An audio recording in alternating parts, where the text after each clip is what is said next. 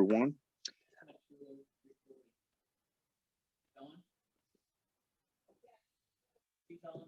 Okay. Welcome to the May 12th meeting of the Texas State Board of Plumbing Examiners. It's 10 a.m. Call the meeting to order. And Dawn, would you please call the roll?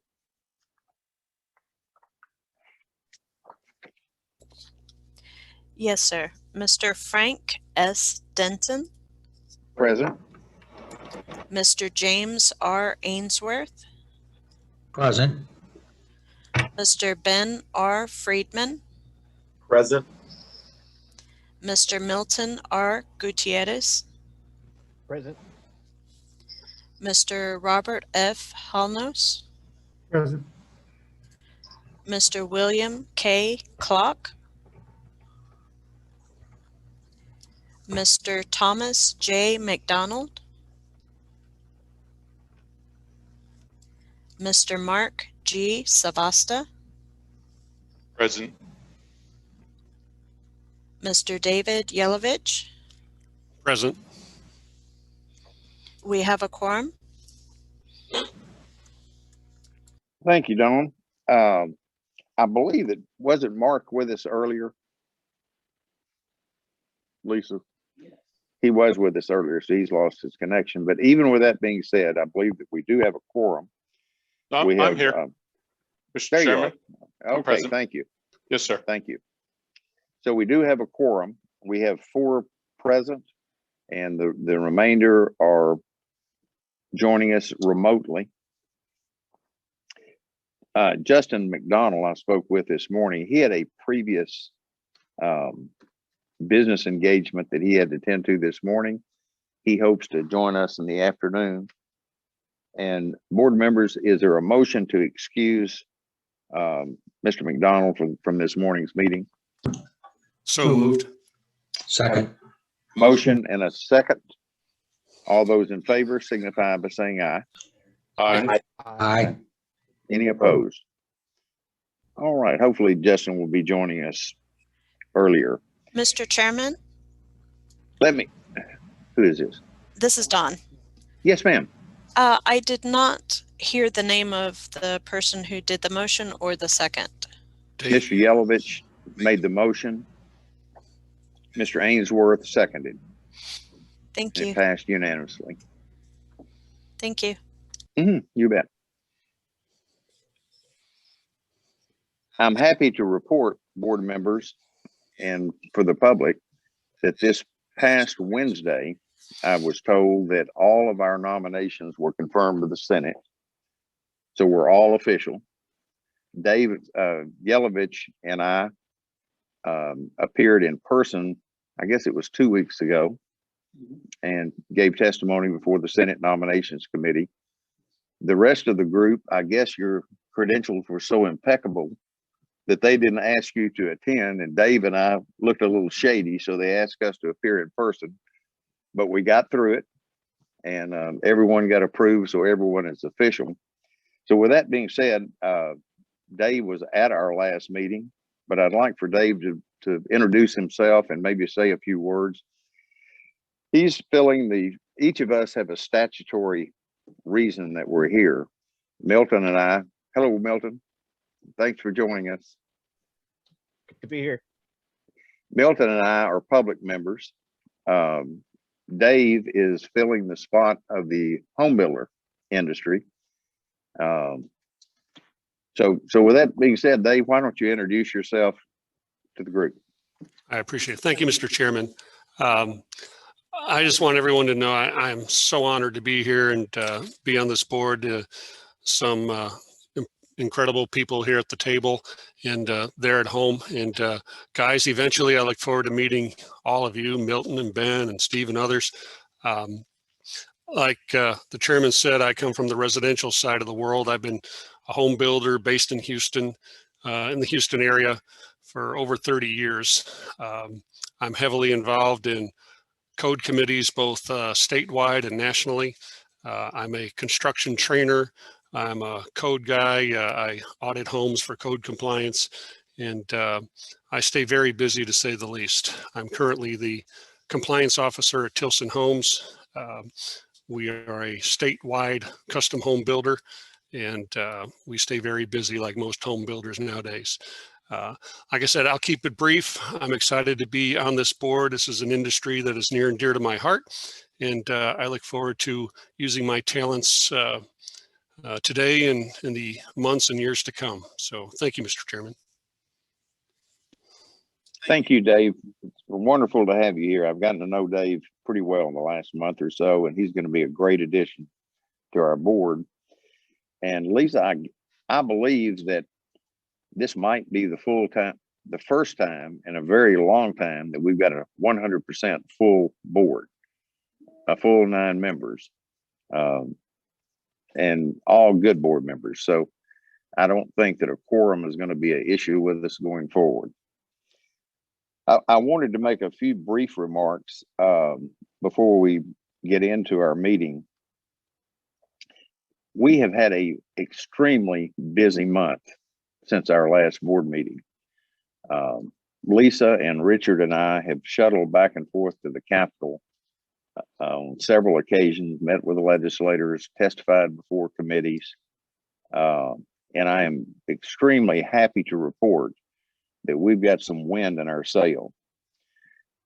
When you look at where we started in January, the only thing we had was a bill from the previous session abolishing our agency and sending it somewhere else.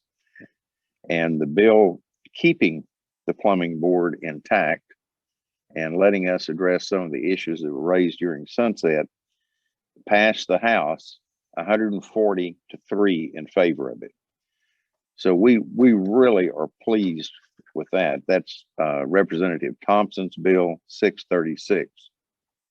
Senator Whitmire picked up the bill in the Senate 636 as it appeared in the House. That has gone to the Natural Resource Committee, which Monday night we testified before them. I guess it was last week, and then this Monday that committee passed it out of committee with a 8-0 vote in favor of keeping our plumbing board. There were 2 competing bills in the Senate. Senator Nichols, who you might recall carried the bill to abolish the board during the previous session, saw the wisdom of changing that and keeping our board intact. So he filed a bill also, which was very favorable to the plumbing agency or the plumbing board and the agency, keeping it intact and incorporating a lot of the recommendations that were contained in the sunset report and allowing the State Board of Plumbing Examiners to address those issues rather than abolishing the board and sending it somewhere else.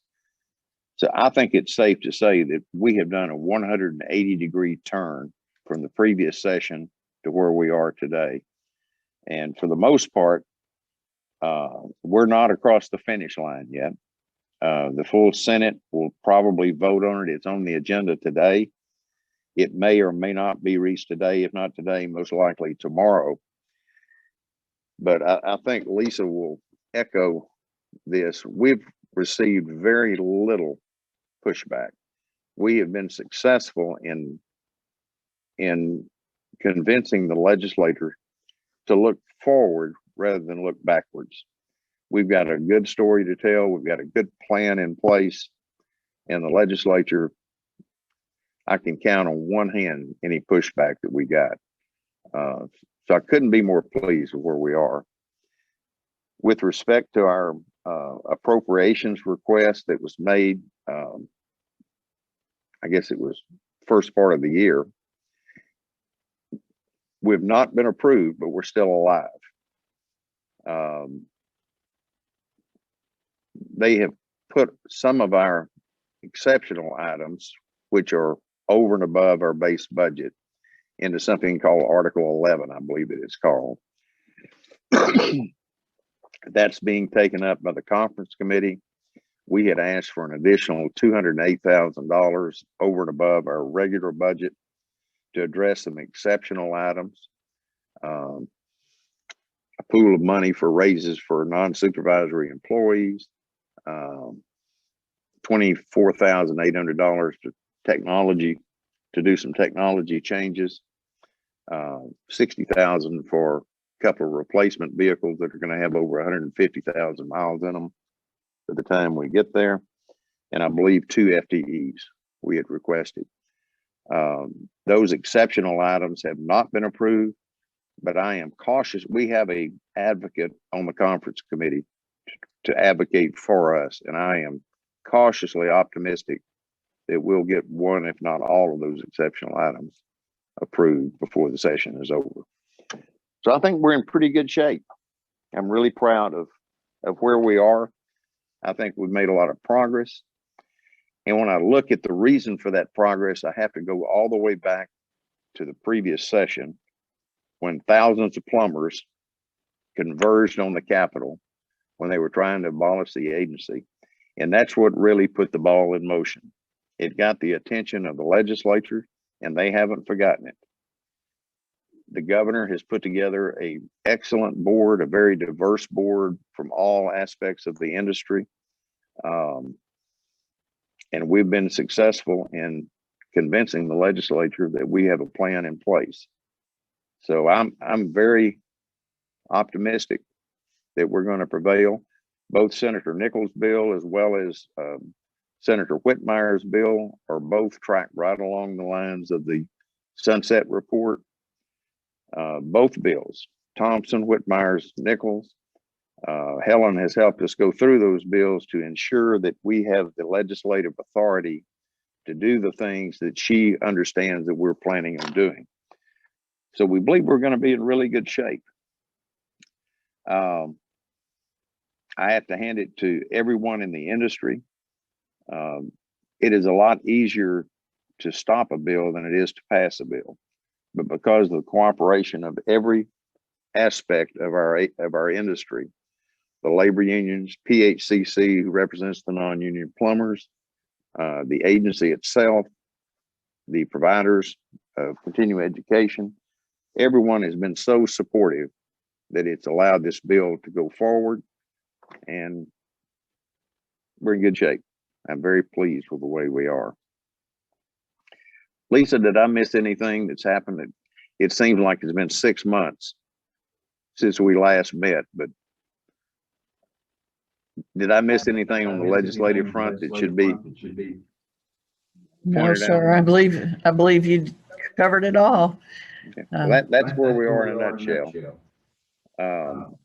We're in really good shape. There's nothing on the horizon that has become apparent that's going to be detrimental to our board or our existence or our ability to put in place some of the plans that we have. I am going to mention this to the board because I reported it to the legislature, and it's somewhat of a departure of what we've spoken about previously. So I'd like to share it with the board because it is a part of what I have told the legislature that we're about to do. Since January, I've chased a lot of rabbits, and every one of them have led to a dead end for us. We started out, our number one problem, and I think it's clear from the legislature that our number one problem is getting people through the practical exam. That's the bottleneck, and that's what everyone wants to focus on. And I thought we had a solution because of the generosity of the Plumbers Union and PHCC, their willingness to allow us to use their facilities to do testing. And I thought that was a perfect solution. Unfortunately, it was pointed out to me that it's going to be difficult for us to utilize those facilities because, number one, they'd be considered a gift, and we're not authorized to accept gifts since it would have a monetary value. We even are limited as to our ability to enter into a contract to lease those properties. So it became problematic, and rather than fighting those battles or potentially putting the agency out there subject to some type of legal challenge, it led me to what I believe the greatest kept secret in Texas, and that's a Texas State Technical College in Waco. And I say they're a great secret best kept secret because of this. There are a lot of schools in Texas that teach plumbing and have associate's degrees in plumbing. But TSTC, and many of you may or may not realize this. I didn't realize it until I got to looking into it. And I met their chancellor, Mike Reeser. Their funding is dependent upon their success of their students.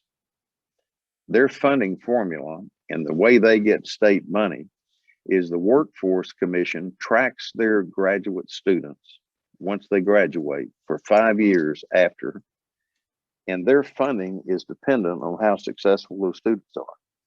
They actually have a formula that calculates their wages, how much they're earning after graduation, and their funding for their school comes from the success of their students.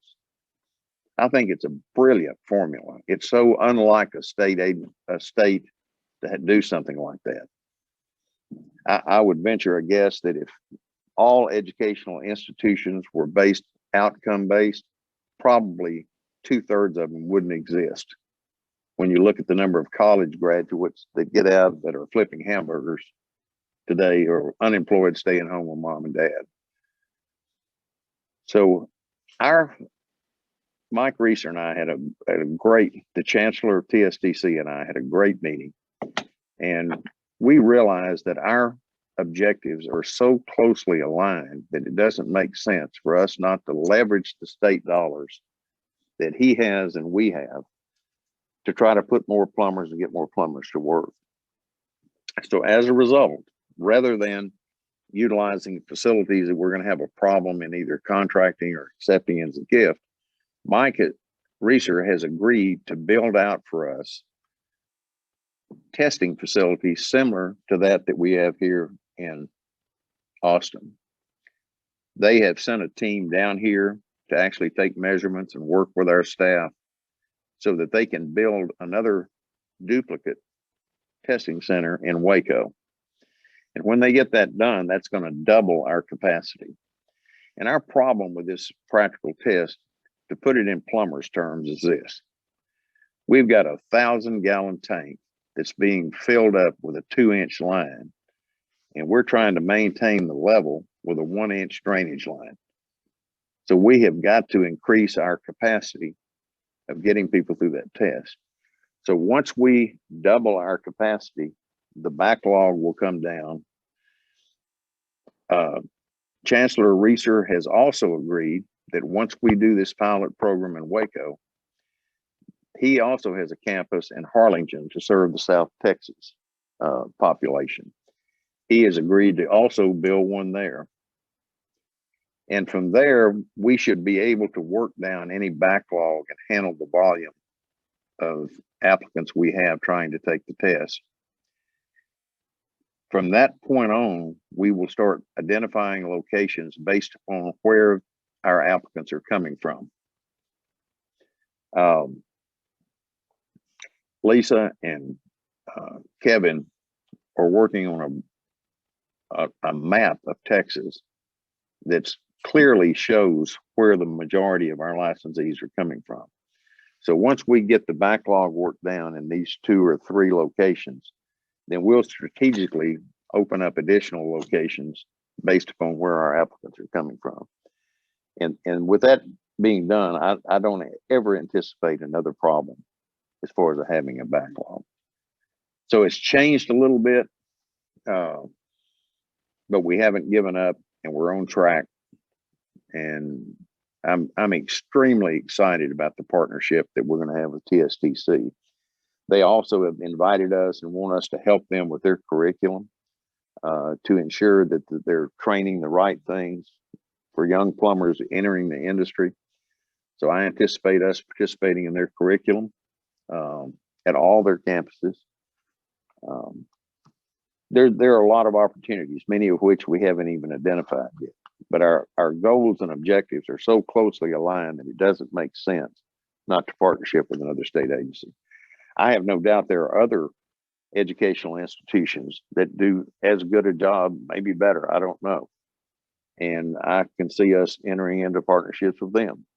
So we're on a good track. We took a little detour here and there, but we're still headed in a very positive direction to address the most critical issue facing our agency today, and that's getting people through the practical exam. I will say we've made some progress. The last legislative session, there was a statement made that there was an 8 to 9 month backlog. Today, I think we've got 760 applicants awaiting to take a test, and we're booked out until July the 28th. So we're closing the gap, but we're not there yet. But we have in place a plan that will allow us to do this. So I may throw in some other things that it don't come to mind later. But let's move on the agenda. You've heard enough from me. Lisa, you want to go ahead and give, let me, before you start, Lisa, let me give those of you who might be listening, I want to kind of give you an outline of where I hope to be today.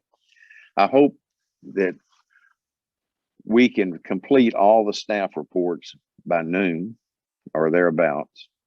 We're going to take a break for lunch, and then immediately following lunch, we'll take up the rule proposals, adoptions, and discussions after lunch.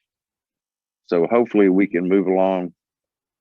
We'll see how it goes, but generally speaking, that's the way it's going to go. We are going to take a lunch break and hopefully be done with our staff reports by noon. So Lisa, do you want to get us started with the staff reports? Yes, sir. Good morning, everyone. I can't reinforce the fact of what Frank said enough that yes, we've been busy and things are coming together. It's been a work in progress. Staff continues to work very hard. Our lobby is open again for anyone that wants to visit us. We never technically shut it down completely, but we do have the front door open so you can walk right in. We continue to have many people that like to come by and visit us. We track those individuals. We've just since January, we've had 700 people come by, 704 actually come by, and either have questions or pay their renewals or whatever the case may be. So that we continue to welcome those people. It's not too far off last year, the number of people we helped. And prior to that, but prior to COVID, of course, we had a lot more people come through. I do have what I believe to be an exciting announcement for staff, which is we have selected a new field investigator for the El Paso area. And we're very excited about that. And there'll be a lot to do to get that up and running and get them trained and get them out around the area. So soon you may see a new face, and we'll be sure and have them at a board meeting in the near future. In addition, we have an examiner posting that's out on our website, and certainly hope some folks take a look at that. We've sent it out to a very large number of plumbers, and while the overall yearly salary might not look that bright, you've got to consider that there's a lot of benefits that go along with that. And when you add it all up, it's a pretty decent little salary. So we hope that some people read that and take a look at it. It's on our website. It's on the Workforce Commission site. We have them in the exam center and at the front door too. So we're excited about that. And one of the things that staff continues to watch is we had placed markers during the beginning of COVID for CE to allow people to renew. It's actually called a disaster relief marker. And if you look yourself up on the website, you can see this little marker underneath your CE requirements. And we're hoping that everyone knows that they need to do those replacements. We've advertised it, we've spelled it out on the website, but as of this last week, we've helped over 4,426 individuals renew using that relief marker. And of those, 2,088 have done their replacement CE. So CE is available, it's virtual, there's walk-in now, and there's 2,338 people that still need to get their CE replaced. And we also sent out a large email blast about that. And we really hope that those 2,338 individuals get on the stick and the providers reach out too. And we get all of those people with a current CE in place, because come July, we would like to transition all of those folks and remove the markers. And if we remove your marker and you haven't taken the replacement CE, your license could appear expired. So anybody that has any questions, give us a call or email on that. We'll be happy to help you better understand. The list of the providers is also on the website, so you can reach out to them and get signed up. We continue. Bottom line, Lisa, before you leave that, the bottom line for any plumbers that might be listening, you need to catch up on your CE. Yep. Board members, is everyone on board with this? I mean, it was put in place for a good reason, but that reason is over, and July is adequate amount of time for you to get the required CE. And so plumbers, if you haven't gotten it, you're putting your license at risk if you renew without having your CEs in place. So help us, everyone who might be listening, whether it be a provider or an instructor, that if there are those out there that took advantage of the governor's order to waive those CEs, you better get in business, because we're not relieving them. You're not relieved from taking. We've delayed them, but July, the end of July is the date that you need to have that done. And we also, there's actually two different relief waivers. One is replaceable, which was the one that was given during COVID. And we also, it kind of overlapped when we had the winter storm. We gave the waiver for February, March, and April. So you have some people that have had some pretty heavy relief there. And we need a little help in getting the one that's required to be replaced done. So We help the plumbers, and plumbers help us help yourself, because you're putting your license at risk.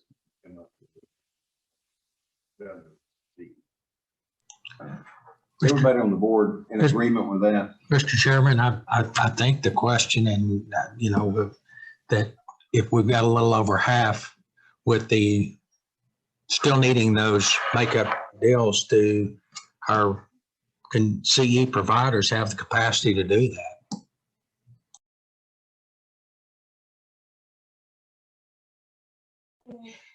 Mr. Chairman.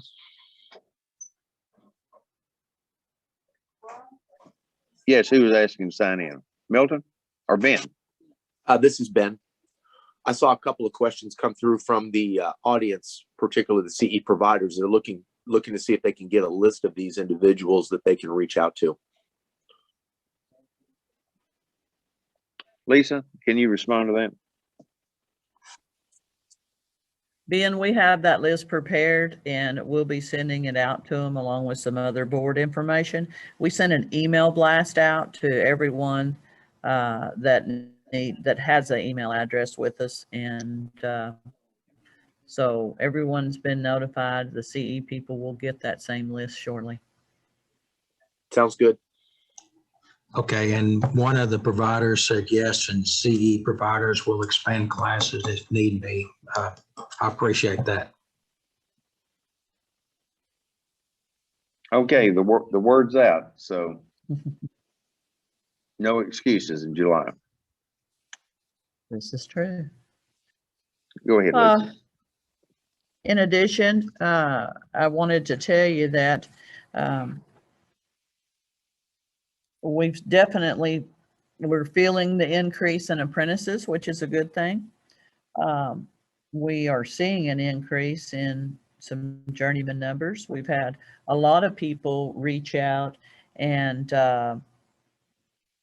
return to the industry. Some of them may have been gone to the oil field. Some of them may have gone to a different career or whatever the case may be. But there were some opportunities that came up for people to return to the industry, and or just maybe the industry was looking really good to them, because we've had a lot of folks contact us, and a lot of people want to come back. We've had return to states, we've had out of states, you name it, we've had it. But currently, our actual unduplicated number of individuals within our system that we're working with is at 74,826. That's warm bodies. If you count up all the licenses that those people hold and the phone calls and what our workload is, that's at 99,040. So those are the licenses, the registrations, the apprentices, that's everything all mixed together. But more people are entering the industry, and I dare say there's a lot of home building going on. They're all looking for plumbers and apprentices, and so it's a growth spurt for sure. Anyway, we're working with it. We still continue to get a lot of emails, a lot of phone calls, and we're here if you have a question. Lisa, do you have readily available, if it's 74,826, this as of, I guess, what? About a End of May? week ago. Yeah, end of May. You know what it was last month or at last board meeting? I can grab my last board meeting and tell you. If you or somebody would do that before you finish, Yeah. you don't have to stop right now and do it, but I'd be interested. I've got to identify, and I think the board needs to identify a number that one number we can look at, see if we're moving the needle. All these things we're doing, unless we've got a reference that we're moving the needle in a positive direction, the rest of these numbers don't mean too much. We've got to be putting more people in the workforce. I'll add the previous month so you can have a comparison. I'll add a column. That might be helpful. Yeah, Because I'll add the column. don't you agree, board, that unless we can actually see that we're moving in the right direction, it's kind of a meaningless number. But Mr. it's a Chairman, big number. Yes. Who would? Ben Friedman. Yes, sir, I Ben. think just the fact that the backlog is where it is with the wait time gives you enough reason to know that there's people coming in and we're doing the right things, because they're willing to wait 3 months for a test. Mhm. That is true. That's not it. Yeah. Need to undo. You can come back with that number, Lisa.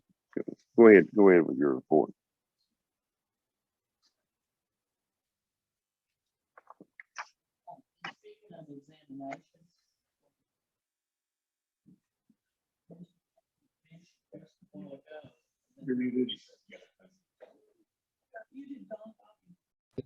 Dawn muted me. We discussed a while ago that there's 765 people scheduled for the examination out through July, and currently 22.2% of those people are retakes. So the retakes came down just a little bit. We seem to hover around that 23 to 25% that are retakes. Now, one thing that they are studying better is we have a person that we're up to, let's see, retakes. There's only one that's over 7 times, and that's pretty good. So we had a few people that were struggling, and those people got through, so that's a good sign. And but you do have several people that are here 3 and 4 times, so and those get counted in the retakes. But for the board members that recall, we had a proposed rule that we were going to change that at the last meeting, where we were going to delay or push out the time for those repeat offenders coming in. And the governor's office flagged that. They thought that it was a bad visual and not a good public policy to put people off taking an exam as a part of the rules. And I spoke with them on Monday. They suggested, and I think it's a good idea, that we can internally, Lisa, limit the number of repeats that we do on a daily basis. If you want to set that at 10% or 15% for repeat takers, you can do that as internal policy. So take a look at that. We can accomplish the same thing by doing it by policy that we did. That's talking to the governor's office. And I realize there are a lot of I's to dot and T's to cross before you do that. But I still continue to think that's a problem. So anyway, go ahead. The 30, 60, 90 days is still in place. And yeah, the way that we kind of had redesigned it in that rule, it kind of got set aside. But Neil and I have talked about it, and we looked at the 30 and 60 days, doing something similar to what you're talking about, and using what we have in an existing way to maybe schedule them as a group or whatever as they come together. But we really need for people to understand that if you don't pass the first time, there is this existing thing that we can use, and do not expect to just walk back in. It's just not possible. You know, we need to address it because there are people in line to take the test the first time.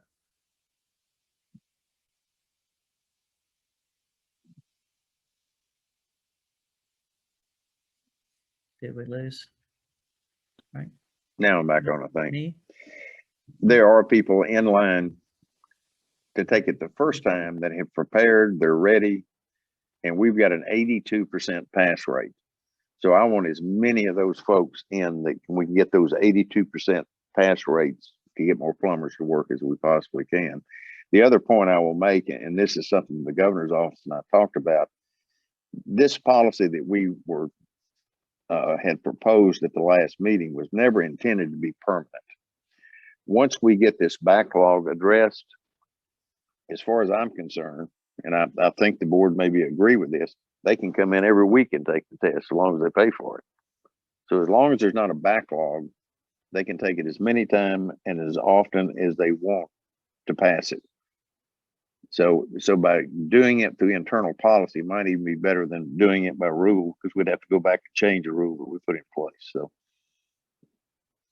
okay, go ahead, Lisa.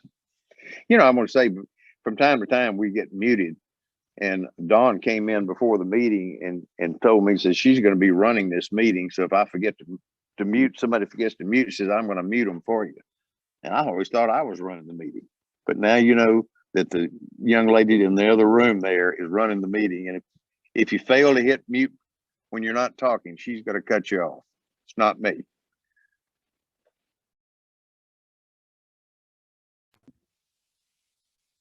And she muted me because it does prevent feedback.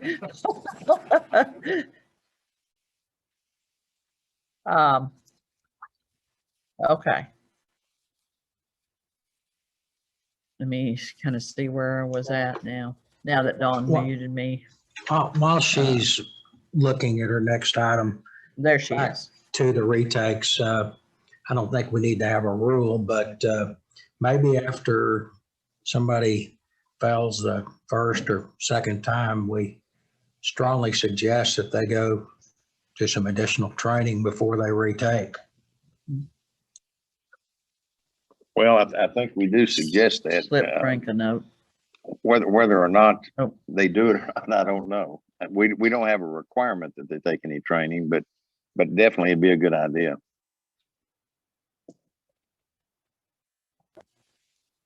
There is a recommendation and rule right now to retrain, so to speak, or to do additional training.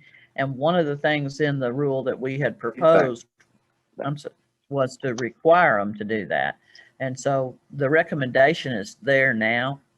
The requirement was in the proposal that got set aside. So it's in there. It's just we recommend that you study a little bit before you come back.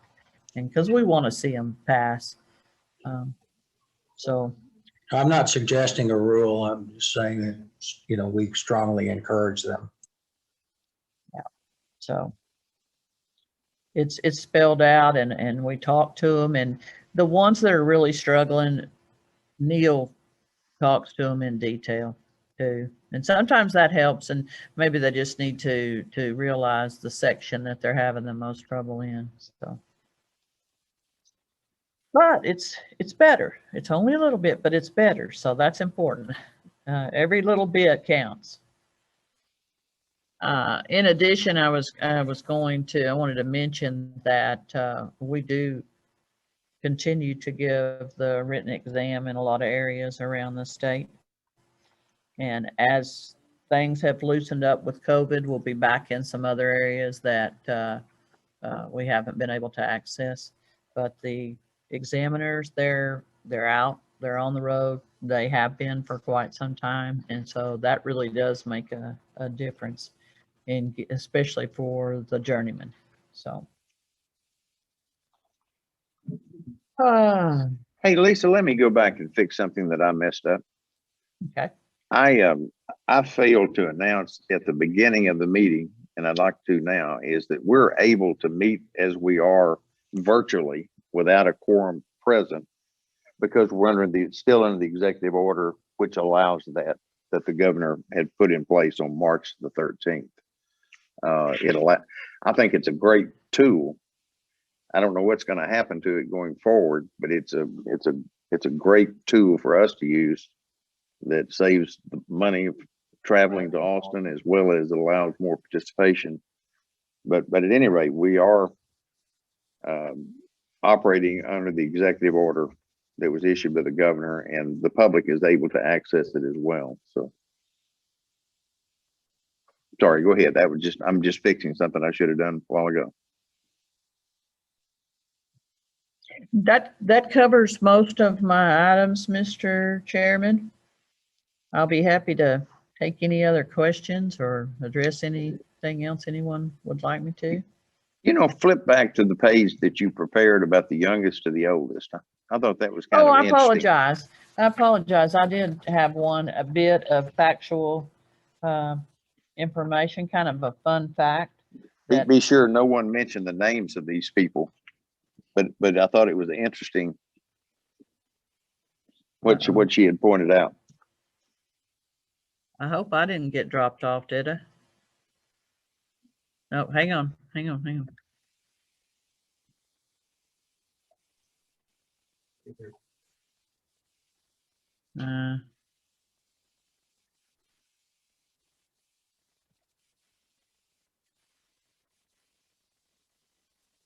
you still hear me? Yes. Yes. Okay. Let me see if it's back. Okay, hang on, almost. There it comes back up. I was off into something else.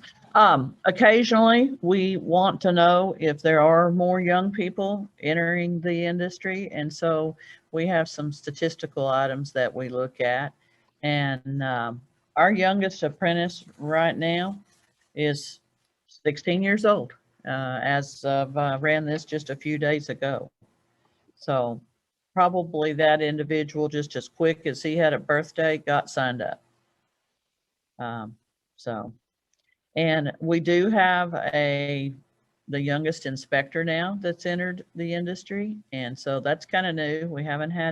We have people enter, and a lot of times it's the person's been, has a lot of experience. This person is done a lot of studying. They passed the exam. They did good on the exam, and they are just barely 24 years old. So that's great to see. We've got a barely 21-year-old journeyman and a 24-year-old master. And we we always look at the responsible master to see where that's going. So you've got a 24-year-old responsible master, and that would be just on the cusp of being able to have gotten the master license, taken the training, or gotten the journeyman, moved to the master, taken the training, and stuck to the career path and made it. So that just recently occurred. And our youngest tradesman, which is about on the right career path, is 18.62 years of age as of this last week. So that person been focused on plumbing most likely since they were able to legally be employed. Now, this is probably going to sound a little bit weird, but your oldest folks right now, we've got a 98.68-year-old apprentice. And I dare say that that's a plumbing family.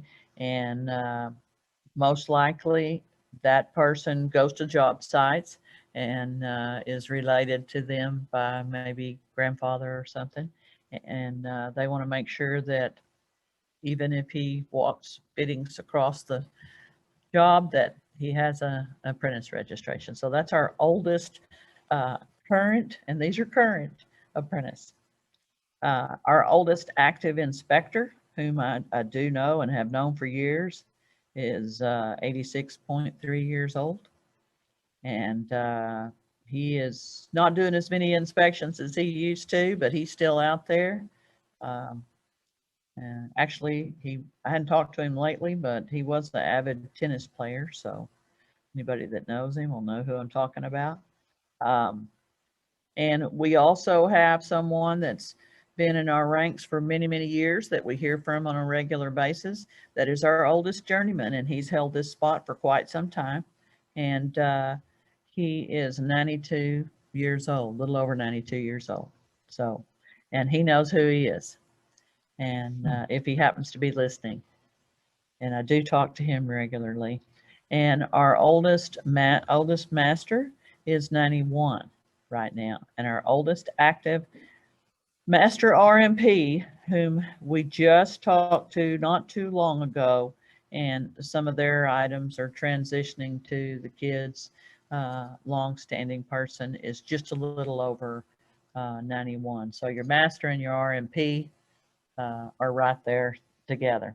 Our oldest tradesman is 92 or 72 years old. And I believe that he likes being a tradesman. He's happy with what he does, and he's still out on some jobs working, and that's where he wants to stay. So he kind of made it to that part of the career path and said, I'm happy right here. So we dig that out, and we watch and see kind of where we're at periodically, and that's what we came up with this last Mary? go around. Could I ask you a quick question, Lisa? Dave. Absolutely, Dave. Man, I hope I'm still working when I'm there. That's pretty incredible.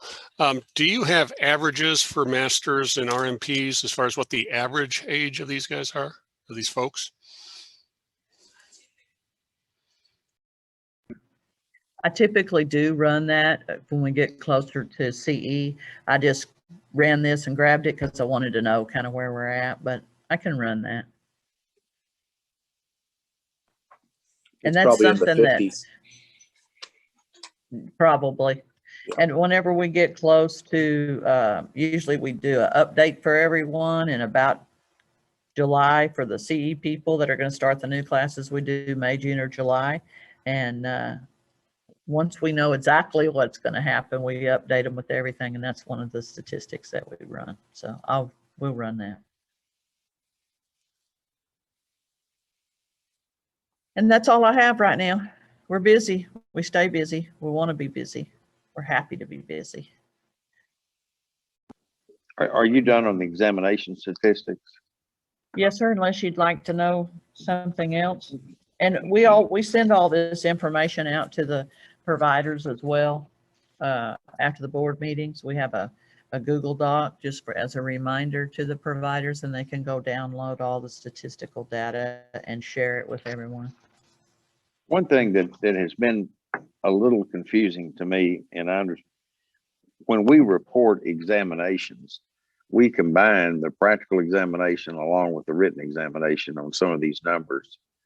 And clearly our problem is the practical examination. So Lisa, can you point to me out of these 2 or 3 pages a number that I can track and look at that tells me the number of practical exams that are either being taken or people are in line for? So we know whether we're getting better or worse month by month on the practical exam. If you look at the tradesmen all have a practical examination at the top of the page. Are you on tab 2? Yeah, tab 2 at the very top where it says Austin Mm-hmm. in the purple and the blue. Mm-hmm. The tradesmen take the practical and the written in every case.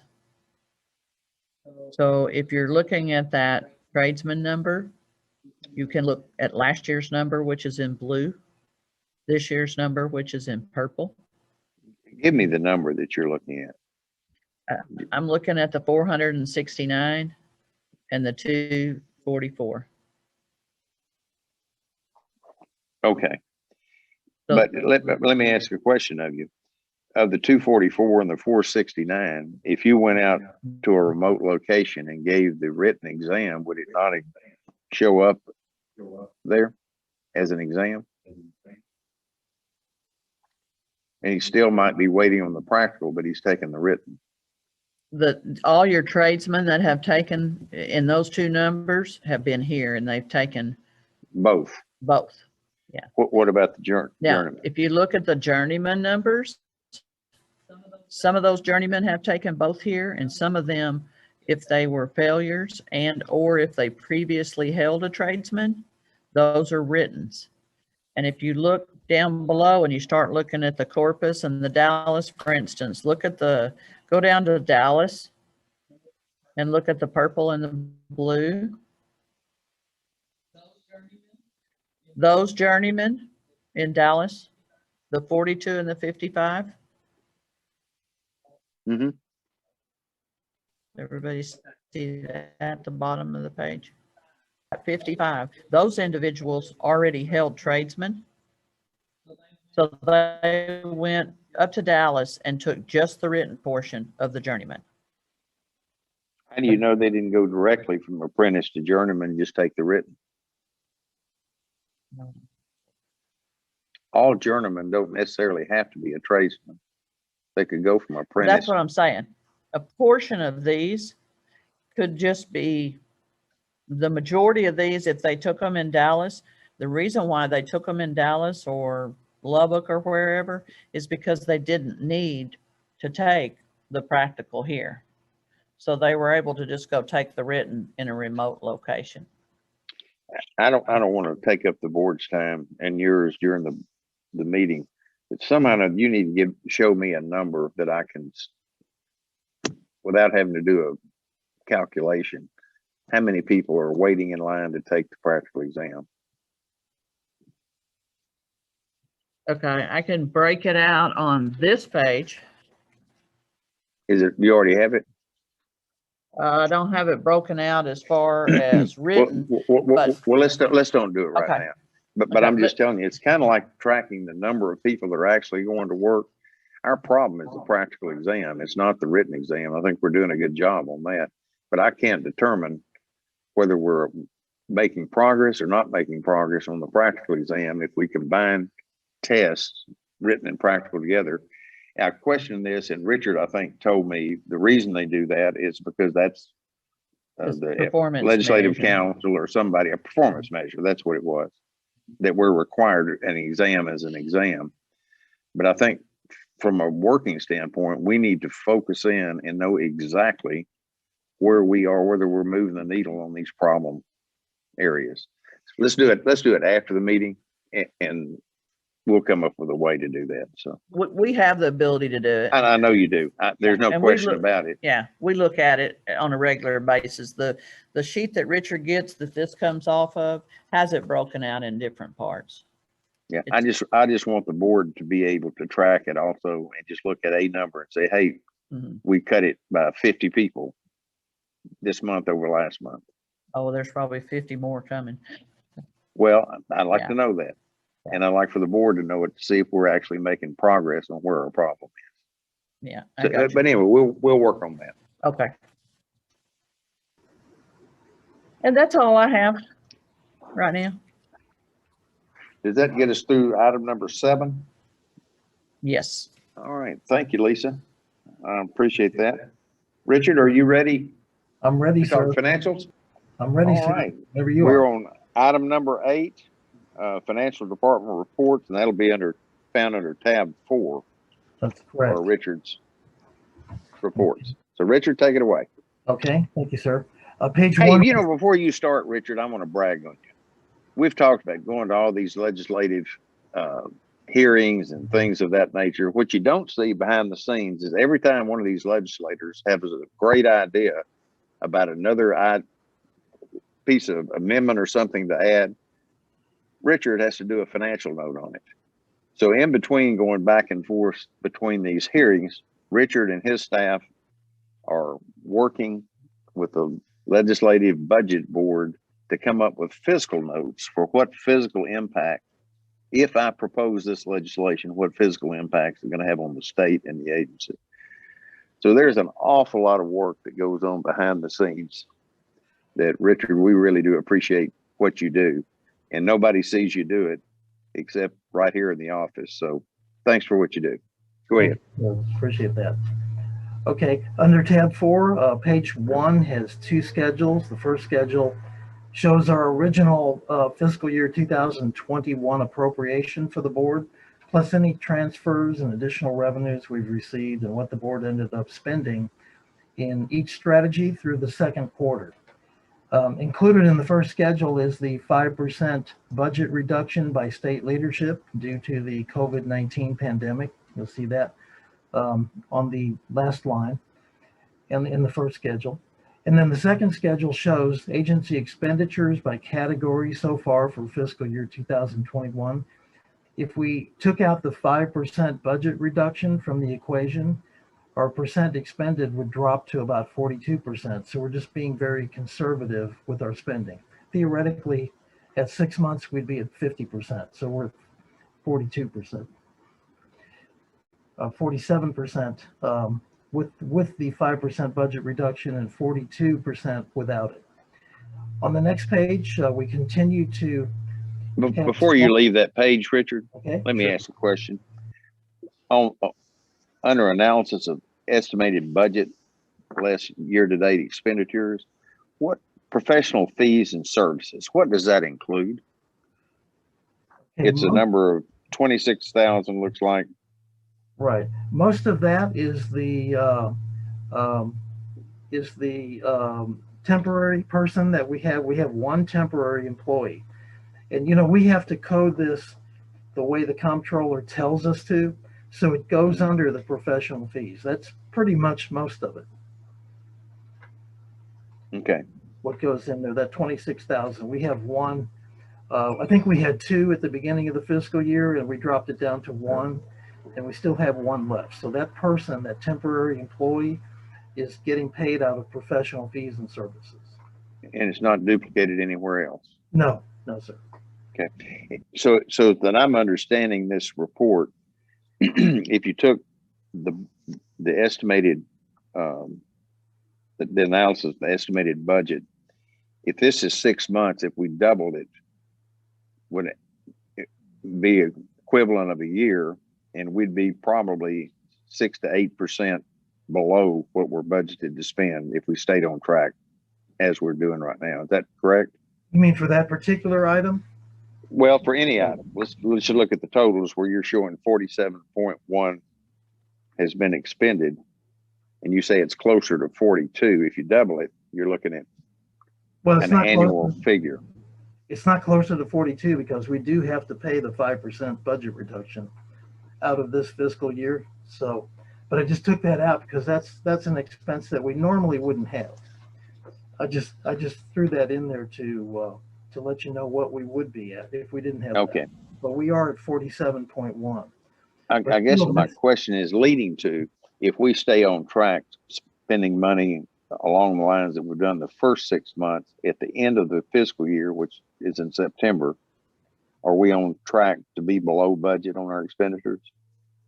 Yes, we are, with the point that you know, we have some items that we want to buy, so we're kind of saving up for those items.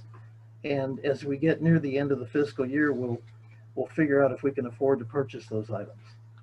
I know Okay. that we need some computers, and we need some, there's some IT that we need to spend money on.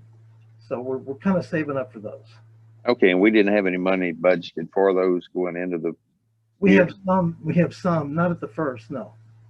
But we have some.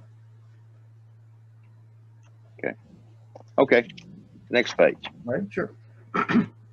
On page 2, the next page, we continue to have 2 strong quarters in collecting our revenues. Our license revenues actually decreased just a little bit, mainly due to the reduction in our responsible master plumber fee. As you recall, that fee went from $420 to $300. So we have a lot more people that are paying that $300, but the dollar amount is still about the same. Our exam application revenues, which is kind of in the middle there, for the first 2 quarters has increased by about 2%. Now, these are people who have applied and have paid their fee. These people have not yet, they may have not yet taken the examination. The previous examination chart that you saw under Lisa's report is people who've actually taken the examination. So they actually could have paid last year, and they just now taken the exam this year. But these are people who have paid their fee. It has nothing to do with when they take the exam, but they have paid their fee during this fiscal year. The administrative penalties have increased this year due to some large penalties having been collected. And thank Steve Davis for that. Go Steve. Overall, we're about 0.7% higher for the first 2 quarters of fiscal year 2021 as compared to the first 2 quarters of 2020. And just a reminder, these fees, most of these fees do not go to us. They're deposited directly into the state's general fund. Okay, and then Yeah, I think you answered the question about this, but when you look at the fee, the civil penalties, administrative and civil penalties, is that the amount that we have charged or the amount that we've actually collected? this is collected. It's collected. Is the amount that we have charged anywhere on this report? No, not on this report. Okay. So it could have been a fee that was charged last fiscal year or even 2 years ago. Sometimes the Attorney General's office collects fees that are 2 or 3 years old if they haven't already written them off. If we've gone through all of our collection processes and we couldn't collect it, sometimes they can collect it. What is the Texas government online subscription fee? What do we get for that? We get to use their system. We have to use their system for all of our fees that are paid. Even if they do not use the system, the fee is charged.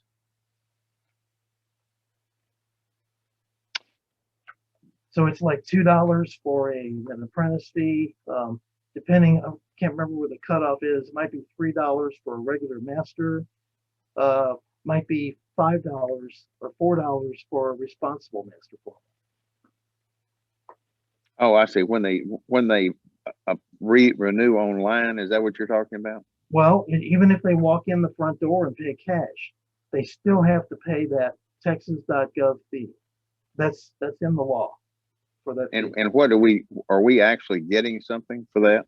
Well, we get to use their system. They use their system to pay online. By credit card you're talking about. Right. Well, right. Mm-hmm.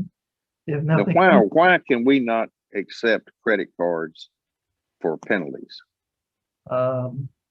You'd have to ask Lisa that. I'm not sure. Lisa, you want to answer that? We've wanted to develop a module, and it's in part of our planning process to do that. And it will have some convenience fees connected to it whenever we start taking them. So you'll see the .gov there again too. But you can collect licensing fees through this Texas online system, but we cannot collect penalties. Am I Yeah. understanding that correctly? No. You can collect penalties. It's through a separate program connected to the texas.gov. It's a separate program that we'll enter into an agreement to utilize with them. It won't go through the Versa system. I see. The Versa So that system, separate program is what Yeah. we don't have. That's the component we don't have. And do I Correct. remember you telling me it was like $5,000 or something like that to do that? it's not cheap. They want a lot of money to handle it, but it's there and we plan on utilizing it. It's just not at the top of the list because we have so many other needs right now. But we want to do it and we plan to do it, and it'll happen. Good. And it'll be a separate little program from our website, and they'll go through .gov. Well, sometime this year, let's try to get that done. And it's not like you don't have anything else to do, but I absolutely despise us being in the collection business and tracking how much somebody has to pay every month. That's MasterCard and Visa's job, not ours. And we've got enforcement personnel keeping up with that type of thing, and they've got better things to do in my mind.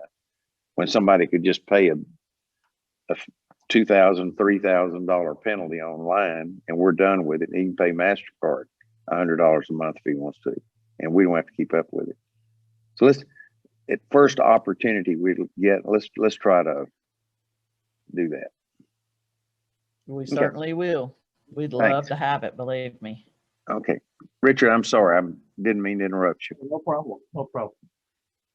Page 3 shows the estimated number of license, registration, and examination fees that we received for the first 2 quarters, and compares those to the first 2 quarters of fiscal year 2020. And then on the last page, that's a revenue analysis that shows by month and by fiscal year for the examination, licensing, and registration.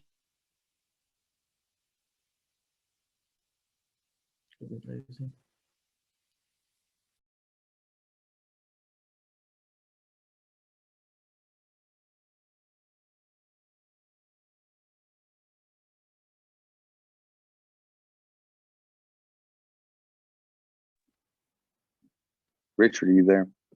I guess we've all lost connection now.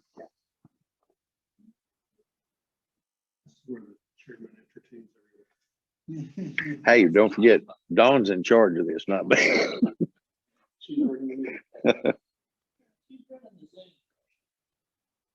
That's not what she said.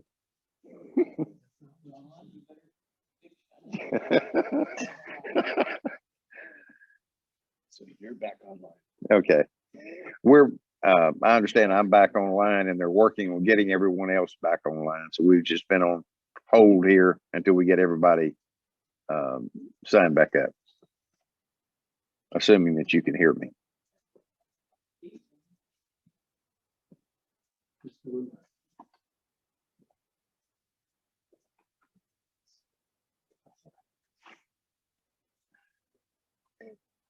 So I want to take a break. We're going to take a 10-minute break, and that'll give our technical people the opportunity to get everybody back online. And so it's 10 after 11. We'll reconvene at 11:20.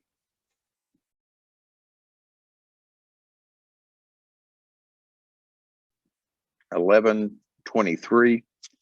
We're going to reconvene the meeting. During the recess, no business was discussed or any items on the agenda taken up. Just a stretch break for everyone. So I think we're ready to start the meeting. Is everyone ready to go? See the staff start connecting. There's Mark back with us again. Okay, where were we? Still on Richard's financial report. Richard, are you with us?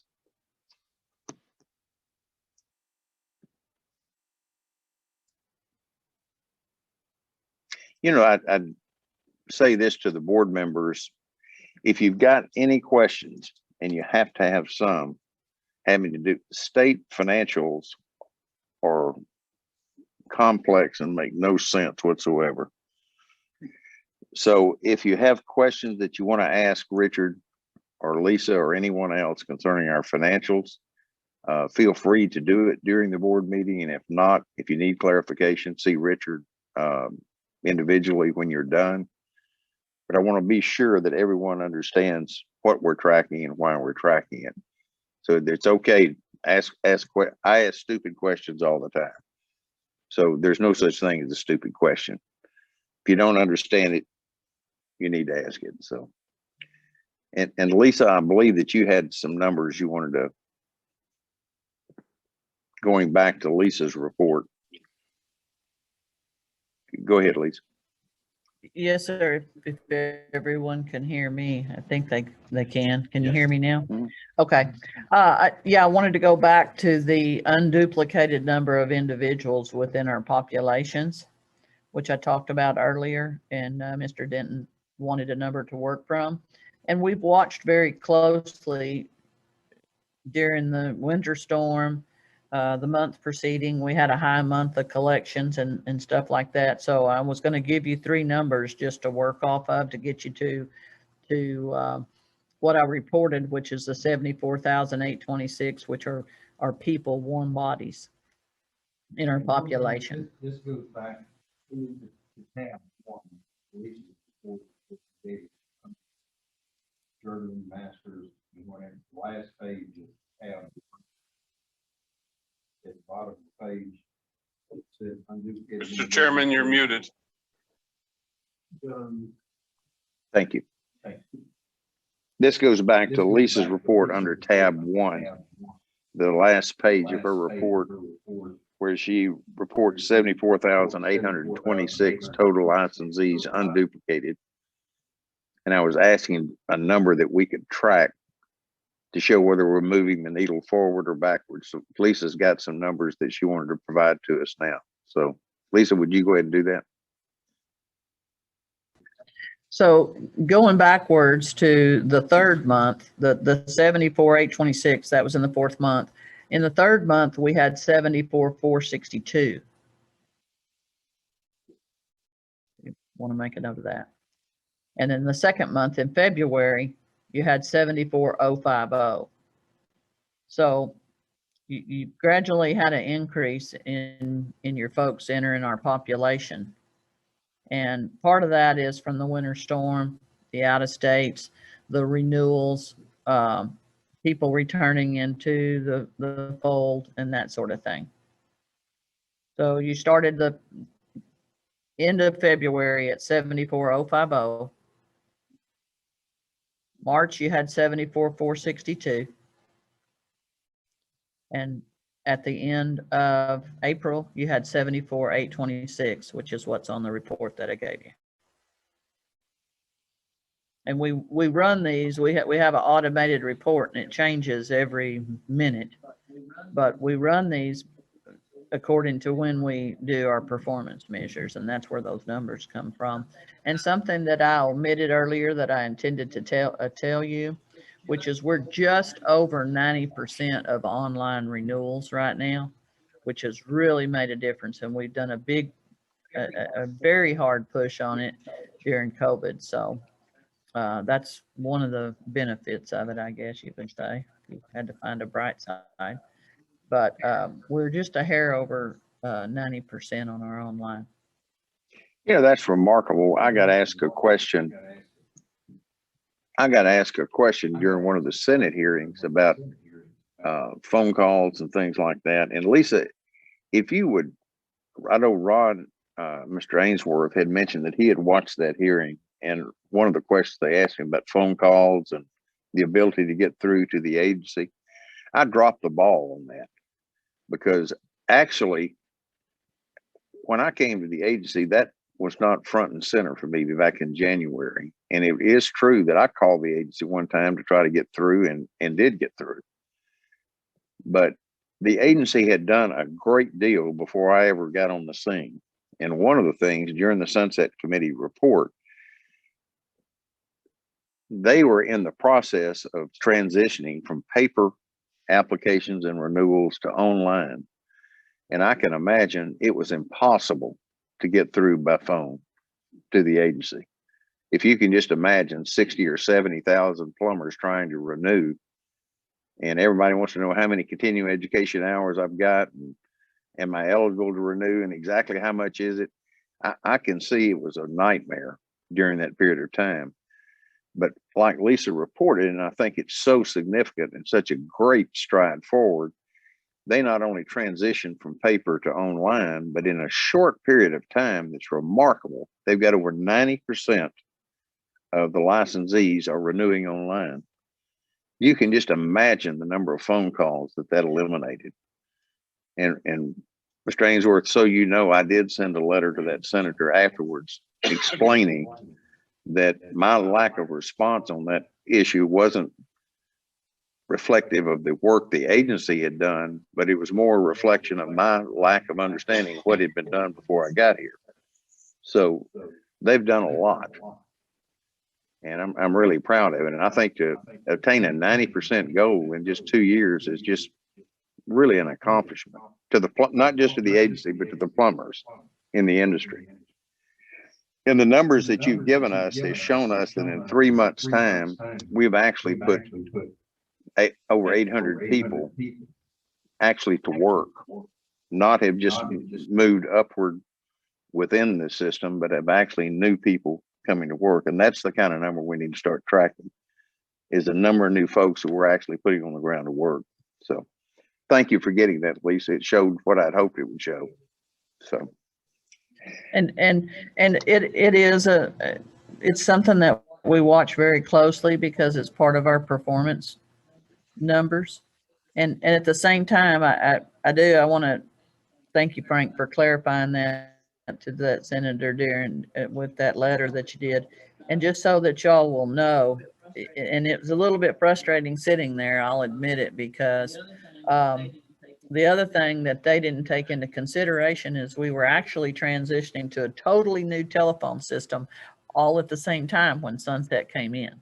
So they were eliminating a telephone system that we couldn't even utilize anymore, and we were going to a VoIP system, in addition to the fact that we were transitioning all of our apps online. So with a very small staff to do that. So we appreciate you bringing that back up to them like that. Well, it was my mistake for not being aware before that. Back to item number 8 on the agenda. Oh, there's Richard. Okay, back to item number 8 on the agenda. I see Richard is back on. Milton was on and now he's off again, but we've still got a quorum, so we can proceed. Board members, is there any question of Richard having to do with our financials that that you have for him at this time? One of the things I'd asked Richard to explain to me, it appeared because of COVID and because of the freeze, the number of licensees that were showing in our examination was down somewhat, but yet our revenue was up. And I couldn't reconcile in my mind, if licensing was down, why is revenue up? It should be down with it. And Richard, as he explained to the board, when folks apply to take the written exam, they send their fee in. So we may be holding a fee for someone who's still waiting to take the exam and is not reflected in examination numbers yet. So thanks, Richard, for clarifying it for me. And the board probably has got the same questions, because it seems to me like the money and the exam should track along, but there is a lag time in there. So thank you for pointing that out to us. Richard, anything else? Actually, that was the last item, that we had the highest month of fees ever collected last March. And that concluded my report, sir. Is there anything, Richard, that is, and I've asked you this before at a previous meeting, but I probably will ask you every time. Is there anything in the financials that you provided to us that we need to pay particular attention to or of any cause for concern from your standpoint? Not at this point, no. Looks like we're tracking along. One thing that I pointed out to Richard also, it appears that our revenues are down significantly to what they were the previous year, and we're back to almost 2018 levels of revenue. He gave us 8 months, and if you project that out, divide it by 8, and multiply it times 12, it puts us back to the total revenue received in 18. But again, Richard pointed out to me that the numbers that I was looking at was prior to us. It was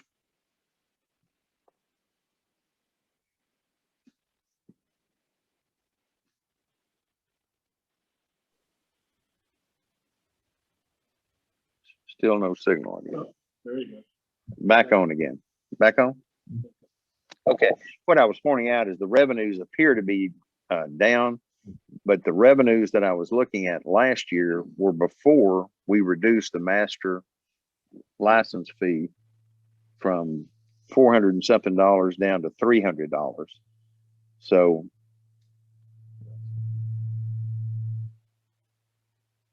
Yes. The anyway, it's correct. So thank you for clarifying all that for me right, the and response also for the board. was in December. The responsible went from $420 to $300. So So we that was a lot. in a full year, that's $1 million of lost revenue. Right. But it was I'm off again. Okay. But it was the appropriate action to take, and I'm glad you took it. There's no use in us sending money that we never get credit for and charging our licensees for something we're not using. So I'm glad you reduced it. It was a good move. It does make the financials look a little different when you look one year to the next, unless you knew what you just clarified for us. So thank you for doing that, Richard, and for everything else you're doing for us. We appreciate it. All right, I guess we can move now to item number 9, Enforcement Department reports. Mr. Davis, are you there? There you are. There we go. Thank you, Mr. Chairman. I've got several different numbers I can be thrown at you. So you do have the one report, the field investigator report. And just for time's sake, it's pretty self-explanatory unless you want me to go over those numbers. I think we kind of discussed that before, that was something that maybe you really didn't need to or want to get into, but if it's there, if you want to discuss it. One thing I did want to bring. Actually, are you talking about the complaint summary? Just the field investigators. What tab is that? Tab should be 5. The field activity report. Yeah, it's just the activity report of the field investigators during the quarter. I do have a question about that now that you mention it. Okay. Is there anything, it struck me strange that we've got one field investigator with 20 compliance checks and 15 potential violations, and we have others with 135. Am I on now? Okay, now I'm on, I think. I can hear you. Ron, can you hear me? Yes, I can. Okay. Smart. Thank you, Mark. Thank you, Ben. Since Ron is having some difficulty hearing, but he is sitting next to me here so he can hear what I'm saying. How would you reconcile in your mind how that can happen? You follow my question, Steve? Right, and we've discussed this, and some of this is entries that they're not properly making, and basically most of the potential violations you find, we include with compliance checks, potential we would consider a compliance check also with the complaints that they're working for the consumer. So if they send in a potential violation on one of those, it should be entered. Now, on some of these looks, and we've discussed it, that they probably didn't get those entered like they should have. Field compliance checks performed. Some of the numbers are going to be higher, some are going to be lower. And a lot of that has to do with what they have on their desk as far as the number of complaints, how far behind they are, because we have to get our complaint numbers out, and that's high priority. So, getting back out in the field, that's one of the things that we try to incorporate along with the actual complaint investigations. So if they're out and they need to go visit with the complainant, then they can perform compliance checks as well. Others get phone calls to go out and look at certain areas. So some may go into a housing addition that's being built looking for a specific company or individual, or some person that we may get a tip on that's out contracting without the proper license. So they're going to run into more compliance checks during that period of time. But again, yeah, you're correct on that some of those numbers probably were under reported, and we need to definitely work on that. Okay. Yeah, it just doesn't seem right. So Yeah. anyway, thank you. Okay. You want to move on to tab 6? Well, can I go? Do we have time just to go over? I think you may have some questions on the winter storm. Sure, absolutely. So, Go over whatever you'd like to. Just real quick on that, just kind of an update. This is as of the 28th of April. We had received what we documented as 82 winter storm complaints, and that would include about 10 to 12 that we got from the AG's office for. Most of those were had to do with overcharging, or what they felt was overcharging. We've completed about 25% of those. Of those, now a complaint might include more than one respondent. So of the 82 complaints, we had 88 respondents. 26 of those respondents were unlicensed and 62 were licensed. So that kind of gives you an idea, a breakdown of what we were getting in during that time. Now, including in the licenses could have been well, no, I did not include registrants. That's not true. So they were all either tradesmen, journeymen, masters. Did you have any questions on winter storm? No, nothing other than I was pleasantly surprised. If you only got a dozen referrals from the Attorney General for price gouging in a state this size with a population as large as ours, that's not too bad.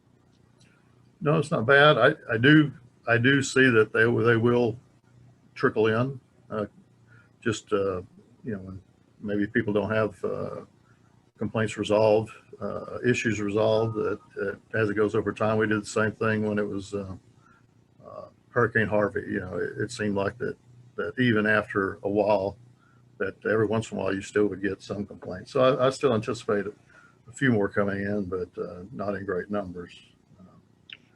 Steve, I have to ask the question. There were a couple of executive orders that the governor put in place, one of which I have received feedback that was very beneficial, which would have allowed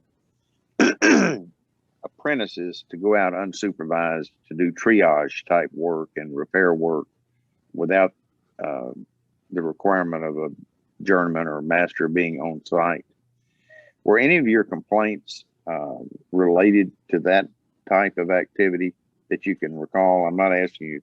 I realize I didn't ask you in advance. So yeah, I don't recall anything as far as like a complaint on an apprentice doing improper work or right. So I don't have one that just comes to mind. That's encouraging. Yeah, that's very encouraging. I'm not surprised at that, because I would suspect that a master plumber who's ultimately responsible for the work of his workforce is not going to send someone out there that he feels is not capable of adequately addressing the problem. So I'm pleasantly surprised that that wasn't an issue. But I'm not totally surprised about it. So go ahead, Steve. Okay, just going to give you little updates on our resolution time for the second quarter. We're at 3.3 months. We received 206 complaints. 219 were resolved during that period of time. And we're at about 85% close within 6 months. As far as once we receive a complaint, then about 85% of them are closed within that 6-month period. So that's just some information I thought you might be interested in. If you got any other questions on this, I'd be glad to answer it. You know, I noticed, Steve, under tab 8, I guess that's still you. Summary of complaint cases pending. Mm-hmm. I noticed the first 6 or 8 on there date back to 17, 18, 19, some in the 20s. Is that just difficulty in locating witnesses or investigations or what? Well, those are marked SOA cases, so they're pending. I think each one of these have SOA have either been, we have representation through the Attorney General's office that the case hasn't been closed yet, or I think maybe 2 or 3 cases that since Helen's gotten here that are pending SOA, but Well, you've got one here that was dated 1/28/20, 2/25/20, 2/26/20. oh yeah, mm-hmm. That are over a year old. Are those just difficulty in investigating them or what? We got those I think they're open and they're pending some litigation on a issue with medical gas, and we're holding that because we're looking at a possible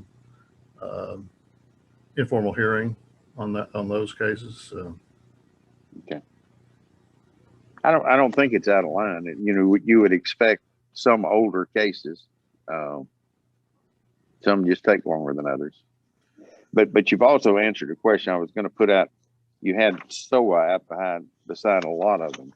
Mm-hmm. So anywhere where we see SOA in this report, that's indicative that it's on its way to the State Office of Administrative Hearings in a contested case. Is that fair to say?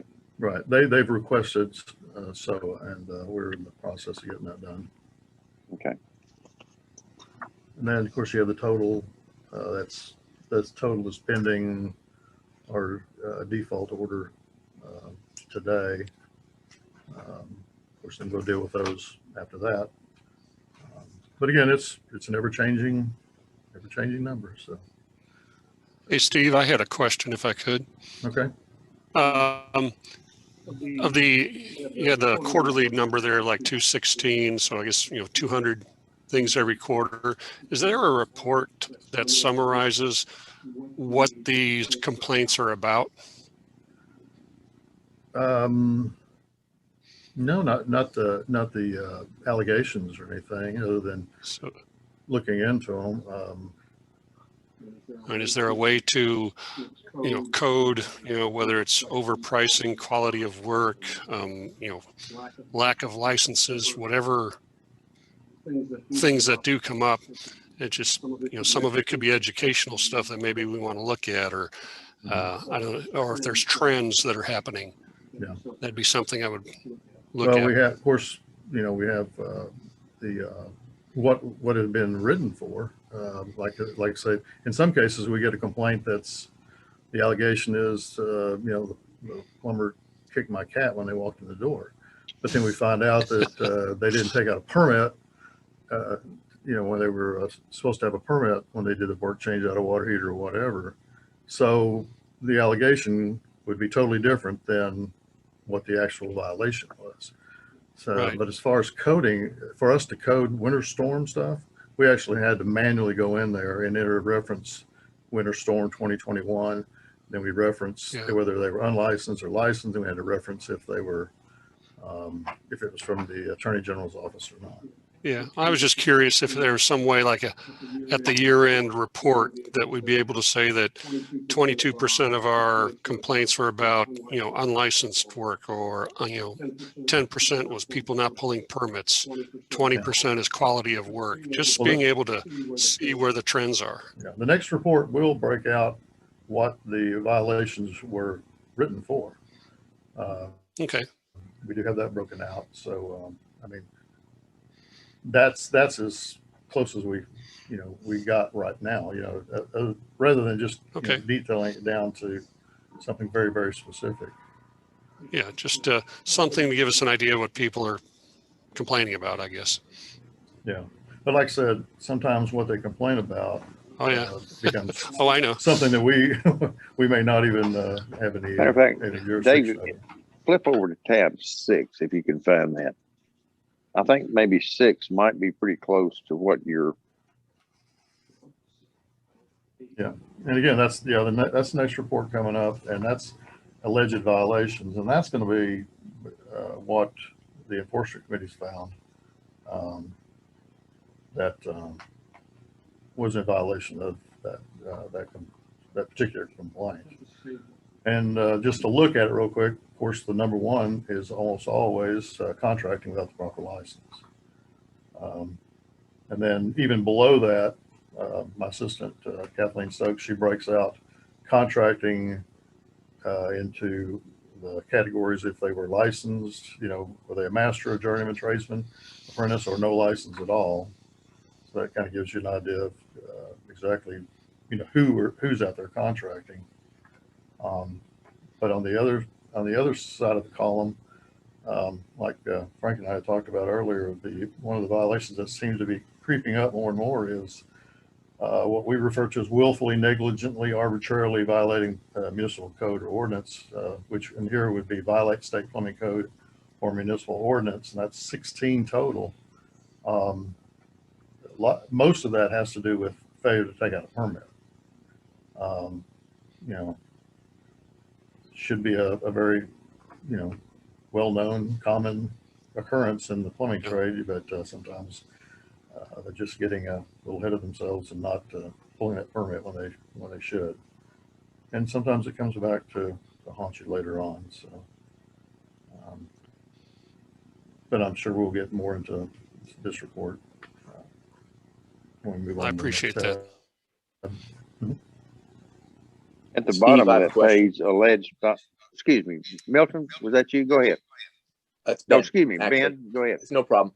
With regard to Winter Storm 2020 and the relaxed rules of apprentices going in the field, how much longer is that going to last? And what do plumbing companies need to know about, when that might change? I haven't gotten anything on it. I don't know, Lisa might be more up on that, but I haven't heard anything from the governor's office. So they're currently okay to keep sending apprentices out at this point. Well, like only for the winter storm, or only for the repair portion of it. So I think Okay. So hopefully none are that's taking key advantage differentiator.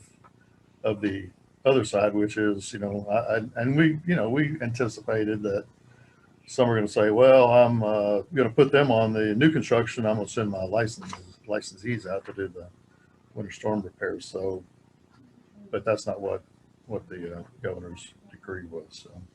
Okay, just for clarification of, who might be watching out there, they should know Lisa. that their apprentices are allowed to go out for Winter Storm 2020 work, but not a new customer that may need a water heater change out, for example. Correct. Okay, thank you. Lisa, as far as I know, correct me if I'm wrong, I don't believe that the governor has lifted any of the executive orders that were put in place during the winter storm, or has he? Yes, sir. Yes, sir, Mr. Denton. None of the orders have been lifted, and we work very closely with the governor's office. Matter of fact, I just spoke to him.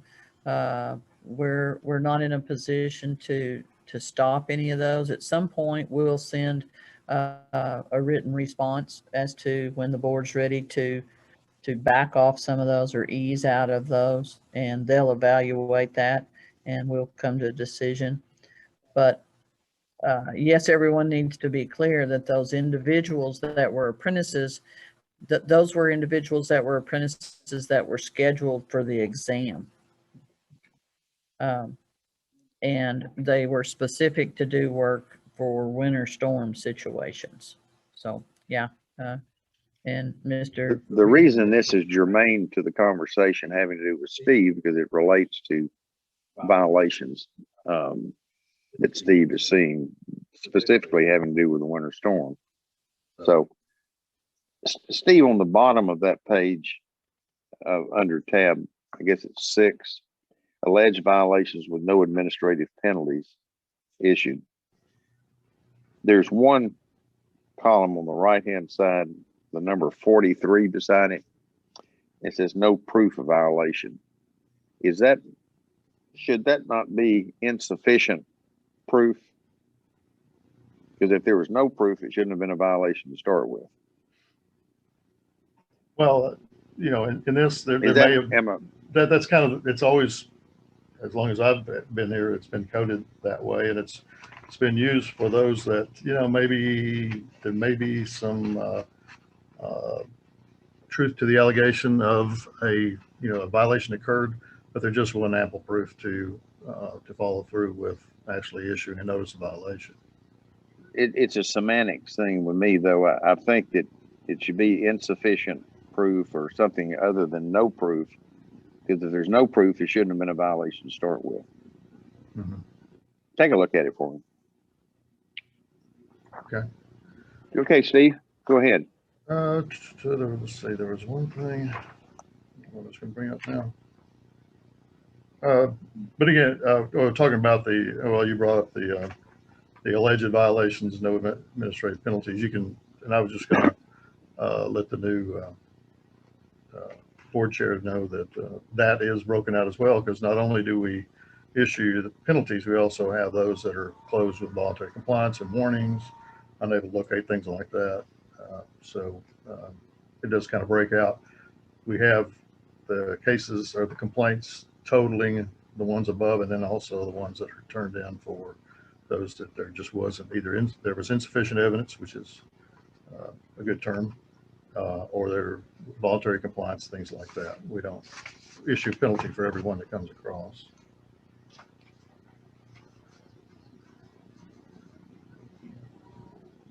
And was there any, did you want me to continue on, Lisa, on the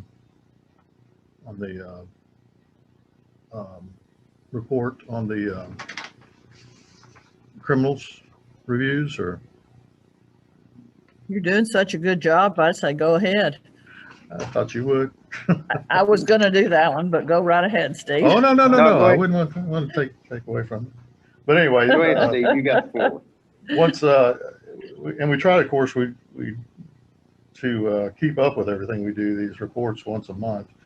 We do the criminal reviews once a month, criminal reviews, and then of course enforcement committee reviews on the complaint side. But of course, on these we had 3 meetings. The number of applicants that were reviewed, 111. You can see the totals. You know how many were actually approved, and then how many were denied, and then of course then examinations denied. So anyway, that report's pretty self-explanatory. If you want to have any questions on it, I'd be glad to answer those.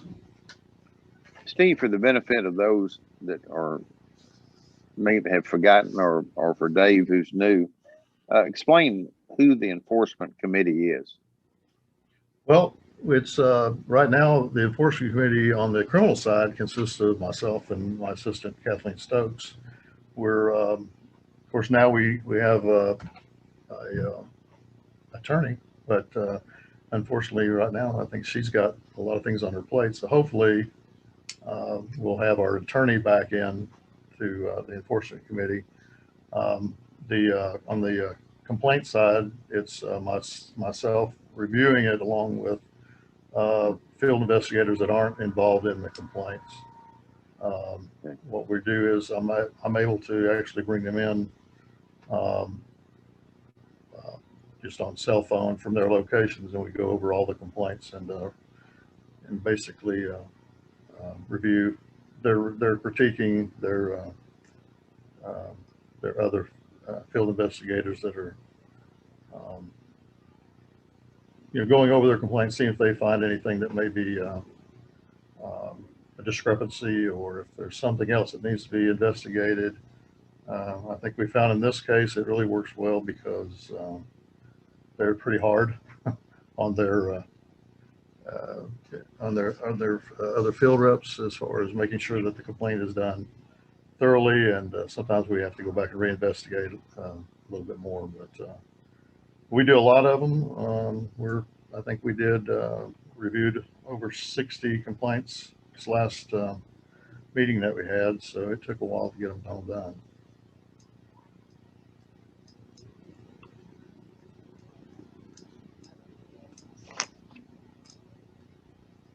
Any questions, board members? Okay, go ahead, Steve. Really, that's all I have, unless you have any additional questions. I think I've covered pretty much everything that I was hoping to get across to everyone. Let me go to item number 10D. These are schedule of applicants for approval after they've been after a revocation has taken place. These are folks, Dave, who have their license has been revoked for some reason or another. They have reapplied for registration or a license, and after a review, the staff is recommending reinstatement. Today we only have one. It's usually not a big number, but it's usually a few every time. So, and are there any questions concerning item number D? If not, I would need a motion to approve the reinstatement of the applicant listed under item D. So moved. Second. Motion by Mr. Ainsworth, seconded by Mr. Johnson. All those in favor signify by saying aye. Aye. Aye. Any opposed? Mr. Chairman, do we need authorization for you to sign that? Do we need that on that one or F? For D and for F, it says to authorize the executive director to sign it, but I would recommend the chairman to sign that one as well. Mr. Ainsworth, will your motion include authorization for me to sign the appropriate order? So amended. Mr. Johnson? Yes. Okay. So amended, authorizing the chair to sign these documents.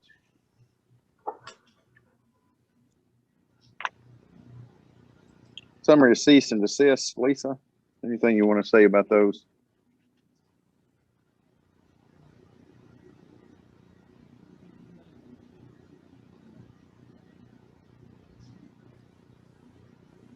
Yes, sir. The cease and desist, we've discussed these on several occasions, and Steve may want to chime in on these. But a lot of times on a cease and desist, we have we might issue a penalty in addition to a cease and desist. And in this particular case, or in some cases, the cease and desist is really a historical action too. In the event that we haven't previously written a penalty to them, we might end up taking someone to district court or something of that nature. And of course, if they're just an out and out evildoer, we want to quickly get some kind of action and notice made to them. We might go ahead and do the cease and desist order, as well as reach out directly to them and say, hey, whatever it is you're doing is not right. So in this case, you do have several cease and desist orders. There's no action that you all as a board need to take on them, but we want you to know that we we do them and do them quickly as need be. Lisa, at our next board meeting, for the benefit of our board, if you, not this time, let's don't start at this time since it's not listed as an agenda item, but would you and Steve and Helen get together and let's make a presentation to the board of the distinction between a cease and desist order versus an alleged violation that you might issue a penalty? What are the different criteria you use for, I'm going to do a cease and desist on this case and I'm going to do a alleged violation on this case? What factors that you take a look at? Let's don't try to do it today, but at our next board meeting, let's put that on the agenda just for the benefit of us so that we know what criteria you use in determining whether it's an alleged violation of NOAV or a cease and desist. Okay, would you do that?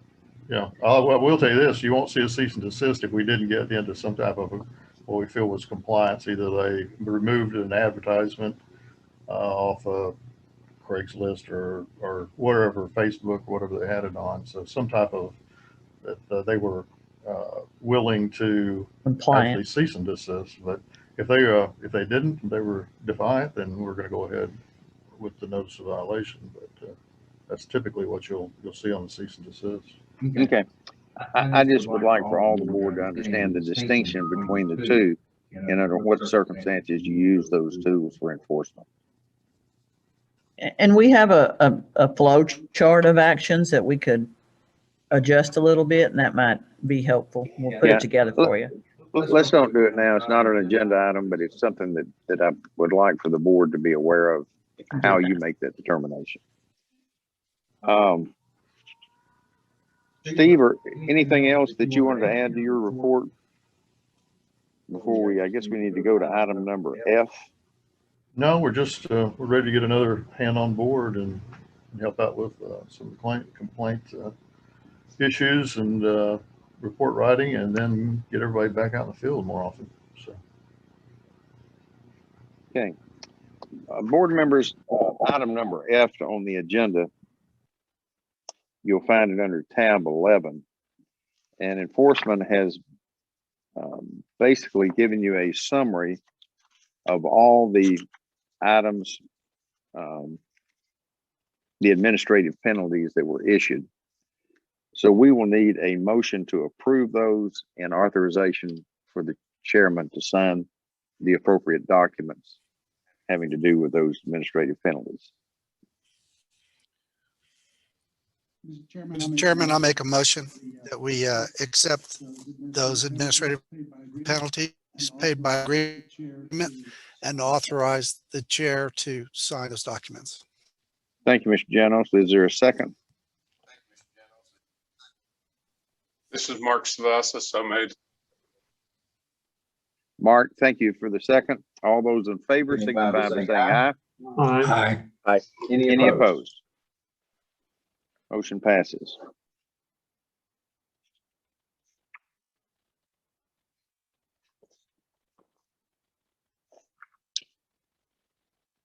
Let's go to, are there no items under H and I? Is that correct? So let's go to item number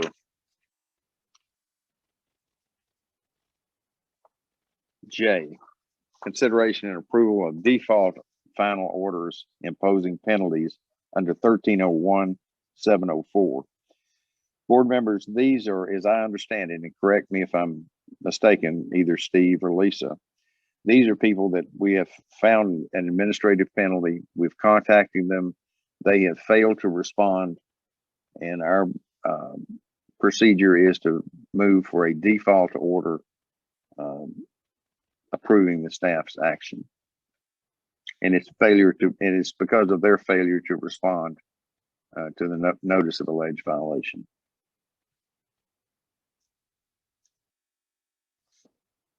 Any questions on that?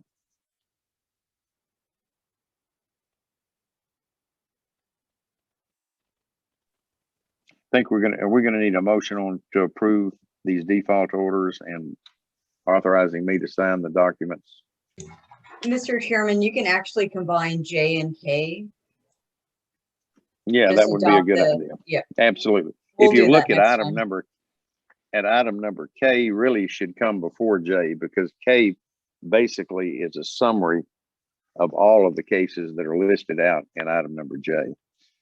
So, board members, it would be in order for a motion to approve the default orders found under J and and approve the chairman under K to sign the appropriate documents authorizing these equal. So in my minutes, that's tabs 12 and 13 combined. That is correct, 12 and 13. 13 is actually a summary of number 12. Motion to approve. Motion for approval, Mr. Ainsworth. Is there a second? Second, Ben Friedman. Second with Mr. Freeman. All those in favor signify by saying aye. Aye. Aye. Any opposed? Motion carries. You know, let's, board members, is it okay with you guys if we break for lunch at this point at item number 11? And when Yes. we come back from lunch, Robbie, is that okay with you? That sounds good. Okay. So at this point, it's 10 after 12. Let's plan on reconvening the meeting at 1 o'clock. And at 1 o'clock, we will take up items number 11, 12, 13, 14, 15, and item number 16, which will be public comment. So with that being said, let's recess the meeting. It's 10 after 12. We'll reconvene at 1 o'clock. Back on the record now. It's 4 minutes after 1 o'clock. We are ready to go, starting with item number 11 on the agenda. And Robbie, I believe you were going to deal with these having to do with the approval of the continuing professional education course instructors. So turn over to you, Robbie. Okay. Thank you. Item 11 under tab 14 is consideration and possible approval of the schedule of 2021 and 2022 continuing professional education course instructors submitted by the 2021-2022 business or association CPE course providers. So this is the course providers, not the individuals that we're approving. I have a complete list of those, and I make a motion that we accept those instructors to operate under those specified course providers. Those are found under tab 14. Justin, welcome. Let the record reflect Justin McDonald joining us. Thank you, Mr. Chair. Sorry I was unable to be here earlier.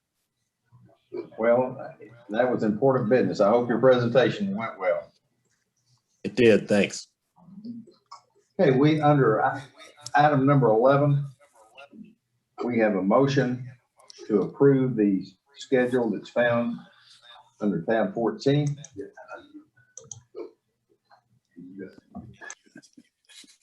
We have a motion under item number 11 to approve the course instructors submitted found under tab 14 by Mr. Janos. Is there a second? Second, Ben Friedman. Ben Friedman seconds. All those in favor signify by saying aye. Aye. Any opposed? Thank you. Item number 12, consideration and possible approval of the 2021 or 21-22 continuing professional education individual course providers and instructor applications. That will be found. Is that under 15? 14. Go ahead, Mr. Jano. Okay, if you look at under tab 14, it's like you said, this is the individual course providers. These aren't businesses or associations. These are the individuals. we are going to approve those individuals, David Applegate, William Huberger, Debbie Murphy, Guy Pemberton, Diane Villarreal, and Russell Wyman. And I make a motion that we approve those. The persons listed. Motion to approve the persons listed under item 12, number 14. Is there a second? Second. Mr. Ainsworth seconds. All those in favor signify by saying aye. Aye. Any opposed? Thank you, Mr. Janos. I just want to add one more thing. We're having several of our instructors that are retiring this year. And I just wanted to thank them for their services and their dedication to the trade. And good luck in retirement. Ditto that from all the board members. Move now to item number 13 on your agenda. These are proposed rule amendments for adoption. And Helen Kelly is going to make the presentation on these, but before she does, these are rules that were proposed at a previous meeting. They have been posted for the required 30-day period for public comment. They now come back to us for adoption, for a formal adoption. So also, I want to thank Helen for something. Board members, if you'll take a look at the tabs 15, 16, 17, and 18. I had asked Helen to do the first page is a summary sheet, and it basically tells you in lay terms what the rule does, why it was done, and by whom. And it helps you in not having to go back and read the legal language of the rule in detail and try to figure out for yourself what those done. So Helen, thank you for doing that. I think you did a great job, and it's very beneficial to the board. So with that being said, let's move to item number A.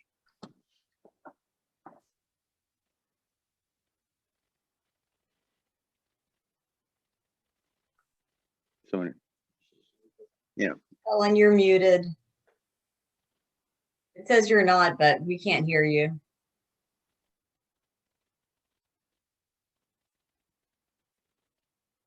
Mm-mm.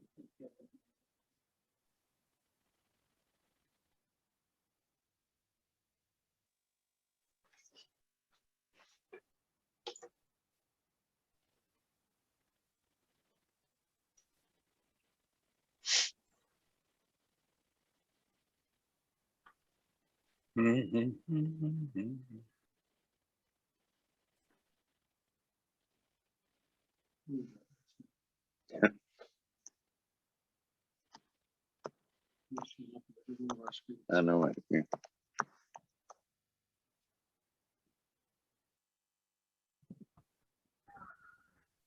Testing, can you hear us? We got you now. All right. Thank you, Kevin. Now then, Helen, if you'll start over with item number 13, number A. Thank you, board members. Sorry about that. So like the chair was saying, there's 4 proposed rule amendments that are ready to be adopted. For anyone who cares to look these up, they were published in the March 12th, 2021 edition of the Texas Register. As the chair said, we received no comments during the applicable comment period, the 30 days. And the text that will be published in the Texas Register, if adopted, has been provided. But I'll briefly go through some of those summaries that the chair was talking about. So for agenda item 13A, this deals with rule 363.2, which relates to general qualifications. Specifically, this amendment relates to the requirements for applicants and licensees to submit fingerprints to allow for a review of their criminal history, if any. Currently, our tradesmen plumbers are required to submit their fingerprints under this rule. If adopted, this amendment would expand that requirement to include journeyman plumbers. And looking ahead, the board's ultimate goal will be to make sure that all licensees and applicants are fingerprinted And I think it's likely, based on the legislation that's pending in the Texas legislature, that this will soon become a statutory requirement that we will continue to phase into more licensees. But right now, it would just add the journeyman. And if the chair wants to ask for a motion. I will. If as a reminder to the board, we had changed this schedule back, I believe it was in January or February meeting. We had originally thought we had done the tradesmen and we were thinking of going to the apprentices. And we thought it a wiser choice to go next to the journeyman, because the apprentices is our largest group and the most turnover occurs that. So we thought the most prudent thing is go to the journeyman. As Helen had mentioned, this fingerprint requirement is found in all of the legislation that's working its way through the legislature. And the agency wisely has got out in front of that. And I guess, Lisa, are all of our tradesmen now fingerprinted?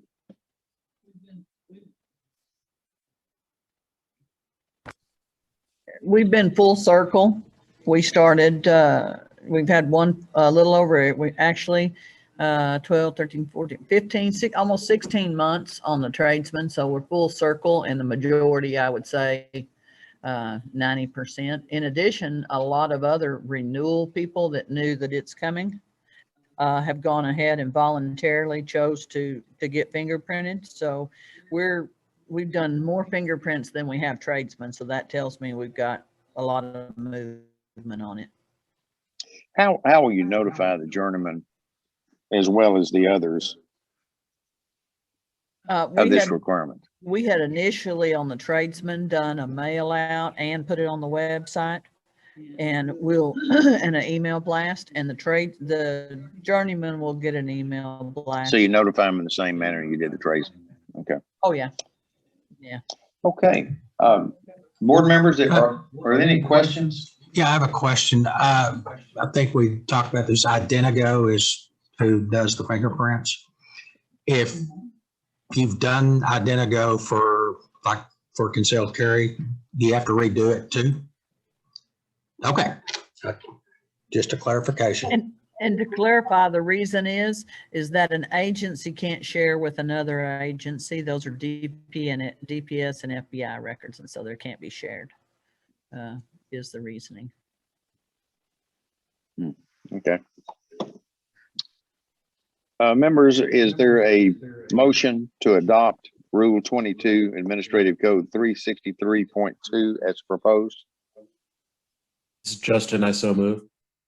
I second.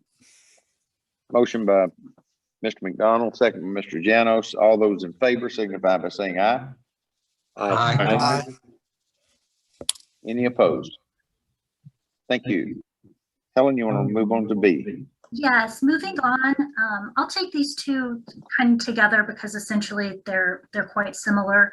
So rules 636.4 and 363.8 relate to the sunset recommendation for the board to eliminate a high school diploma or equivalent as a requirement to hold a master plumber or inspector license.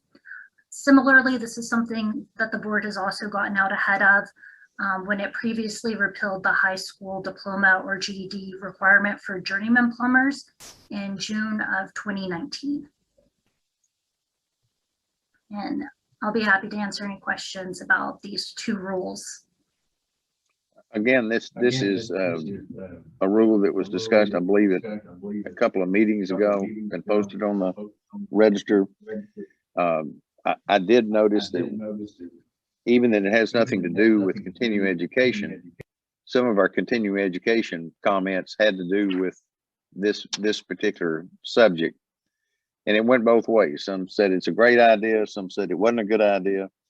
But it is a recommendation of the Sunset Commission. And I think it's a prudent move. And I think the board did too when we made the proposal the last time. So with that being said, let's handle those one at a time. Is there a motion under Rule 22's 363.4 to adopt the rule amendment as proposed?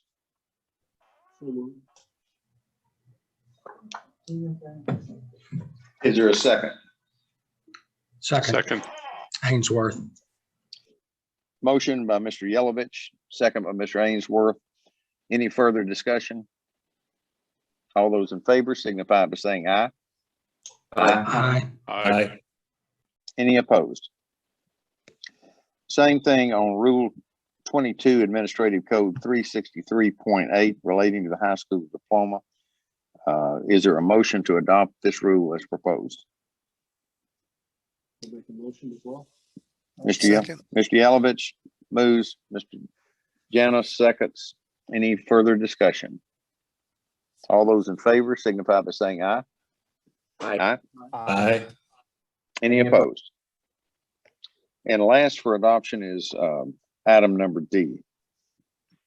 Yes, so Rule 367.2 relates to code requirements. Currently, the 2012 edition of the UPC and the IPC are in effect. This amendment would adopt the 2018 editions of the UPC and the IPC, thereby ensuring that plumbing systems are designed, installed, and maintained in the state using modern materials and installation techniques, as well as conform to modern industry recognized standards for function, efficiency, and safety. I'd be happy to answer any questions about this rule as well.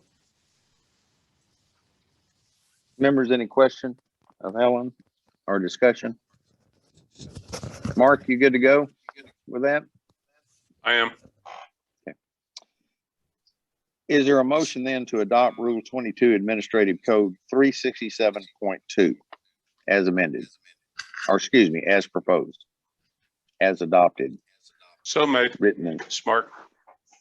Mark Savesta moves. Yes. Second.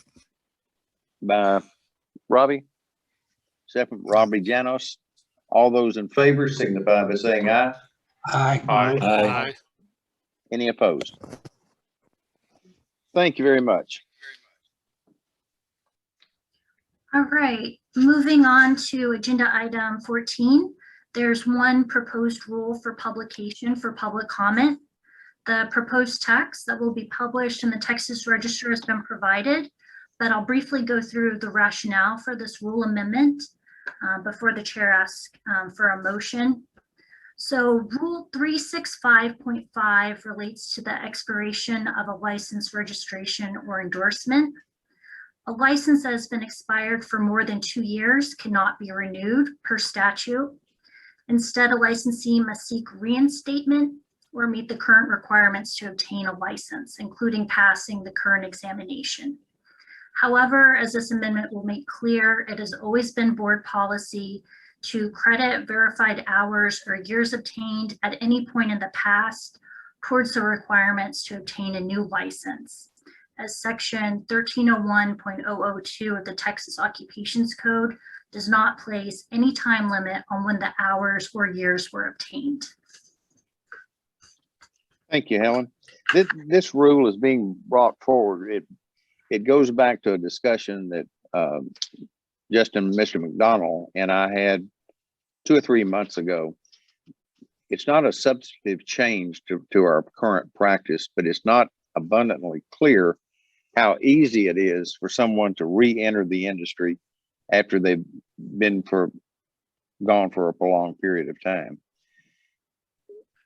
We wanted to make it clear and more explicit, where hopefully those tradesmen or journeymen who might have gone on to greener pastures in the oil field business, master plumbers or plumbing companies, it's now clear that they can come back and re-enter into the industry without a great deal of problem.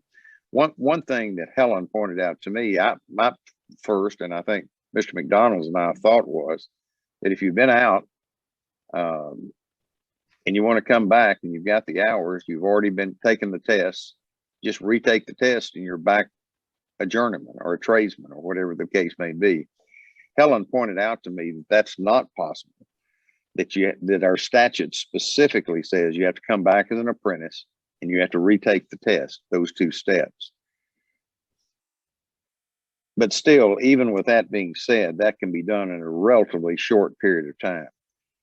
I think that the way the rule read and what we're trying to make clear is you don't start back over as an apprentice.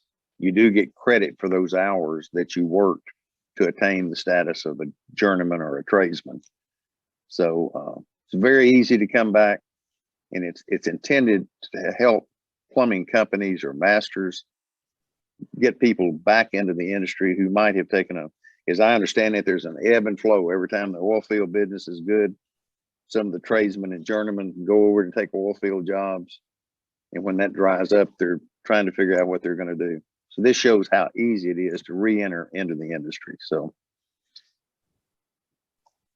with that explanation, is there a motion under Rule 22, Administrative Code 365-6, to propose this rule for publication in the Texas Register? Ainsworth, so moved. Mr. Ainsworth moves. Mr. Second. Freeman seconds. Any further discussion? All those in favor, please signify by saying aye. Aye. Aye. Aye. Any opposed? All right. Motion carries.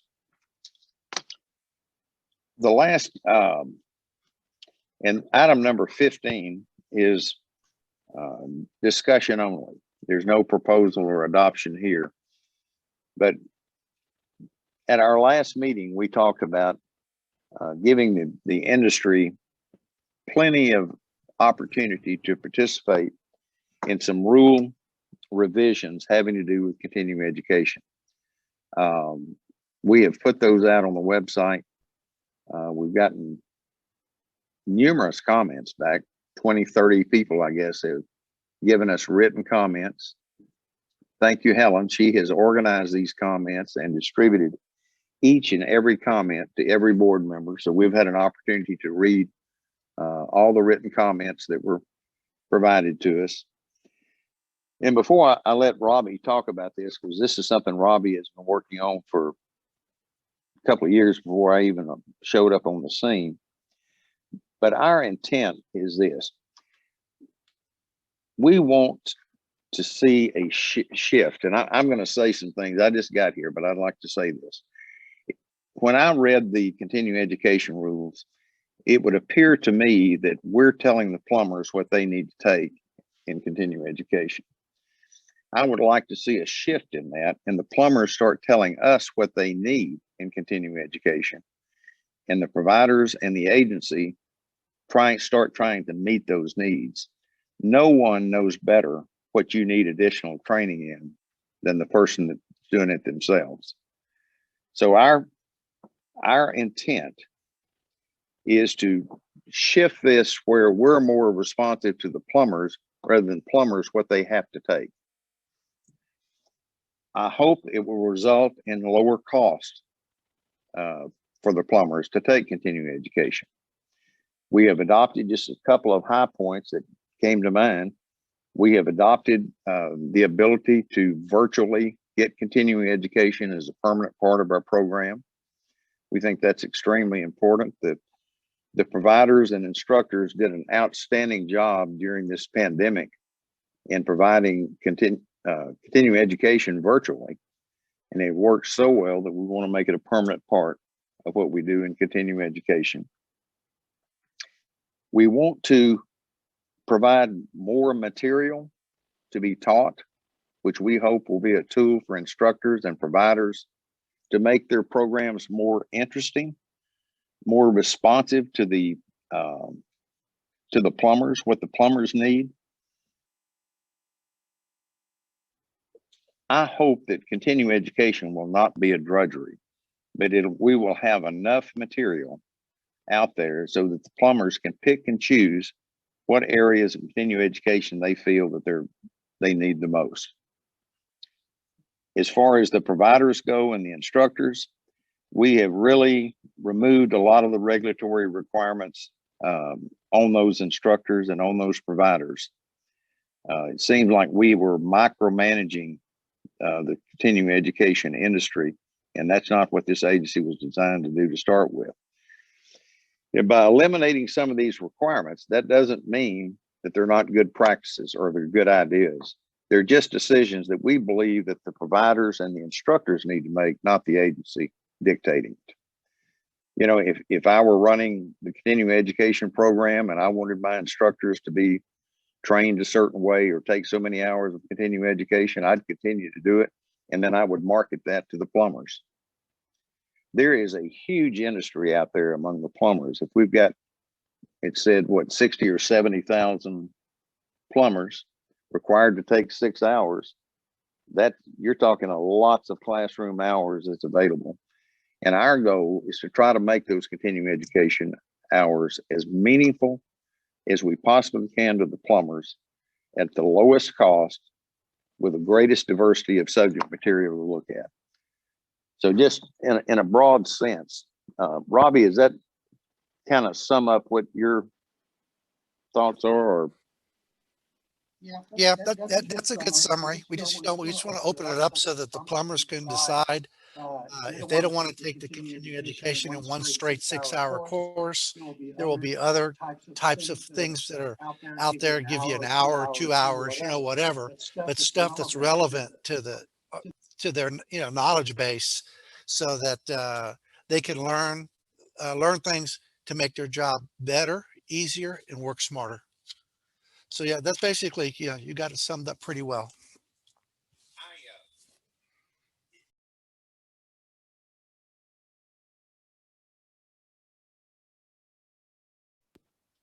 Robbie was talking about you have to take it all in one day or one sitting.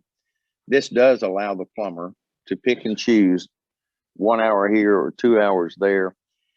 It's going to require some programming change on the agency's part, as I understand from talking to Lisa, but we are going to be able to accumulate those hours, and the plumbers are still going to be able to look and see that, well, I took 2 hours 6 months ago. I still got 4 hours to go.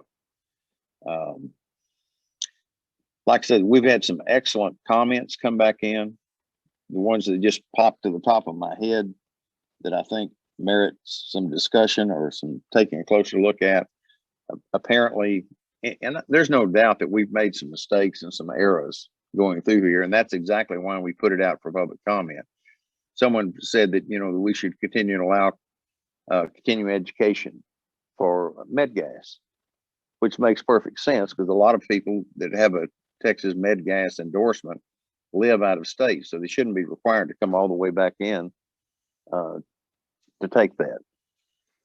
So there's been some excellent comments, but I also want to make clear we're way out ahead of the game.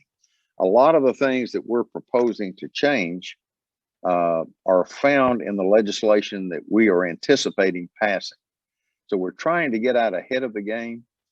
But in the meantime, this is strictly a discussion item. We're still open to receive comments or questions about what we're doing. At some point, maybe at the next meeting, we will be in a position that we can formally propose these for publication in the Texas Register. But at this point, they're strictly discussion items. We're still seeking input and ideas. And I want to assure all the members of the public that everything that you have written and everything you've sent us has been distributed to the board, and we've read it and we're taking a look at it. So any other comment, or Robbie, did you specifically want to go down some of the items that you had? Yeah, I just want to give it an example. You could there could be a class that's a 1 or 2 hour credit that has to do with proper use of a sewer machine and cleaning out lines, as well as the proper use and interpretation of using a camera. And someone can, be a provider for this, and then the plumbers will see a specific date that this is being offered. It'll say how many CEU hours they'll get for it, and gives them that option to go learn something. That's just a small example. There's just a lot more. Plumbers have to do a lot, not a lot, but they do work with electricity, with garbage disposals, dishwashers, water heaters, stuff like that. It'd be nice for them to have, some basic knowledge and get some credit for it, so they know really how electricity works, so they don't end up frying themselves or burning down a structure or something like that. So there's just a couple of examples of many items that can be done. We'd also allow the manufacturers to put these on, where a manufacturer, tool manufacturer, wants to teach a proper use of a certain tool. They can put this kind of thing on, and then again, CEU hours would be assigned to it based on a number of hours of training that the individual is getting. So it's just going to make it a lot more interesting for the plumber. He's got the option. I'm going to go sit through 6 hours and get it just done, or I'm going to go throughout the year and accumulate my 6 hours, but do things that's specific to what I like, things that I want to learn. That's pretty much it. Again, it's open for discussion, and we hope we get a lot of discussion on this. So we have a real clear direction on which way to go. You know, we're going to be counting very heavily on the providers and the instructors in this. What we're counting on, like I say, I would like for the plumbers to tell us what it is that they need so that we can incorporate that in a part of our continuing education rather than us telling the plumbers what they have to have. I would hope that the providers and the instructors are going to very closely have their finger on the pulse of the plumbing industry. And as they get feedback of what plumbers want in their continuing education, they will get a steady stream of material for approval to use in course instruction. So I hope that and that's not to do away with anything that we've already approved. Those are still approved. We've got 3 training manuals basically that are approved for teaching, and they're excellent. There's not a thing wrong with them. But I hope this gives our instructors and the providers some options and some tools to mix and match and make it more interesting and bring in other data and other information. We have allowed, we had a rule that no advertising on the printed material is be distributed. Number one, I'm not sure that we have got the legal authority to prohibit that anyway, provided that it's not misleading or deceptive. So hopefully by allowing this for the providers and for the instructors, that will lower the cost, and hopefully that'll translate to lower continuing education costs for plumbers. I think probably the largest item that's a money item for the plumbers is going to be the ability to do virtual continuing education from now on. That will cut out the necessity of traveling and a possible hotel accommodations to attend continuing education. So we realize that we're going to make some mistakes. We've probably overlooked some things going forward. Helen has just been doing a wonderful job. I accused her of being a plumber. She has done really a good job of grasping everything that we have talked about at the board and incorporating that into a rough draft of rules. This is by no means a finished product, but I hope that the public and the providers and the instructors understand the direction that we're hoping to go into. Helen, anything else that you want to say, or comments that you want to make, or questions you want to pose to the board? No, just, we look forward to having some final legislation. That way we can move forward. I too have read all the comments that have come in. I've responded occasionally to people when I thought they had a great idea. We're taking it into consideration. We want to make it easier for the plumbers to accumulate their hours and to have meaningful continuing education options. Board members, are there any other comments from the board members? Ben, anything you want to add to what we're talking about? I would just say, the spectrum is very wide in terms of information that plumbers can learn. Everything from, how to use a tool to how to communicate. So I think plumbers need a lot more education and communication and business skills, which will help overlay what they're doing in the field. And with a lot of companies going straight commission these days, that sales training it can be very beneficial to the plumber's bottom line. So whatever the company is doing is helping them, but continuing education can maybe take their career to the next level on the business side. That's what I see. It's more business skills, more communication skills, because a lot of these guys are great with their hands already. They can envision how a job is done. They may or may not know how to size pipe, but that's easy to figure out. But I think that the business side of it is, if they ever want to take that next step in their career, that's really where they get the most bang for their buck. Just my 2 cents. One other thing that we're doing that's changed in this rule is under the current rule, you can submit your course material one time a year and the board approves it. I believe that we have written this in such a way that you can submit course material or a course for consideration for approval at any time of the year. So if mid-year you come up with an idea, or plumbers are asking you for a particular subject and you find suitable material, you can submit it to the agency at any time during the year. You won't have to wait for a year in order to get it approved. Right now, the board has to approve that. The legislation that's pending delegates that approval process to the executive director. So if you will notice, some of the language in there refers to the executive director approving it. It's now under the board. And something else I want to make absolutely 100% clear: until such time as these rules are formally proposed, published in the Texas Register, and then formally adopted by the board, all rules that are currently in place stay in place, and that's the law as of today. So just because we're discussing this and gathering ideas, until such time as it's formally adopted, it's still just a discussion item. So board members, any other comments you want to make or direction to Helen or the staff as far as developing these continuing education rules?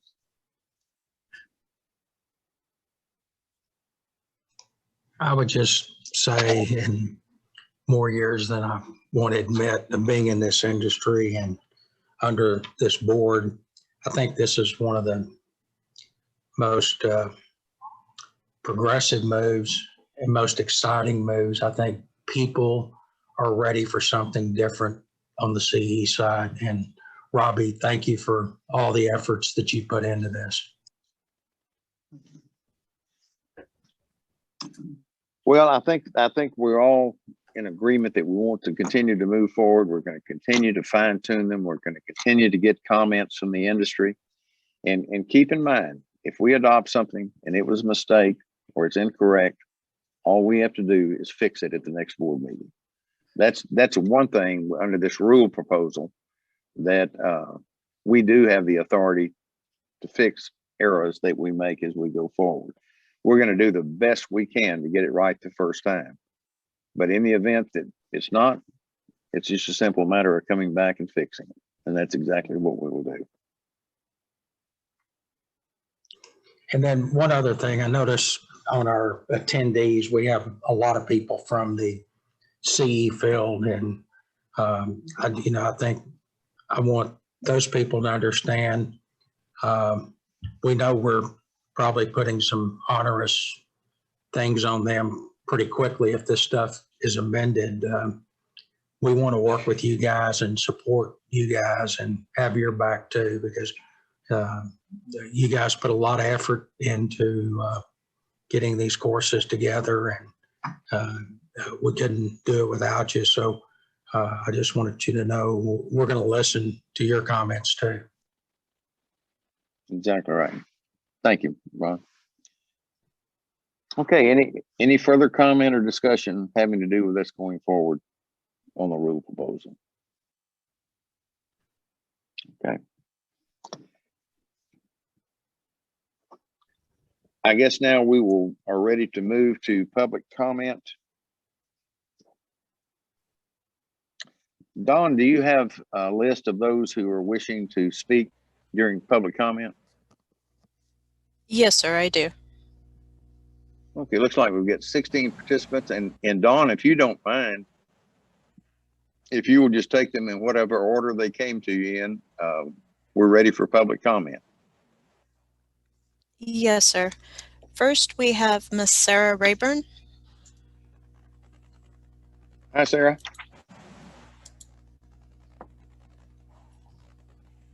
Hi there. This is Sarah Rayburn from PHCC. Registered as a resource only. I just want to thank you all for all of your work, and we look forward to providing some comments on the possible changes with continuing education. Thank you. Thank you, Sarah.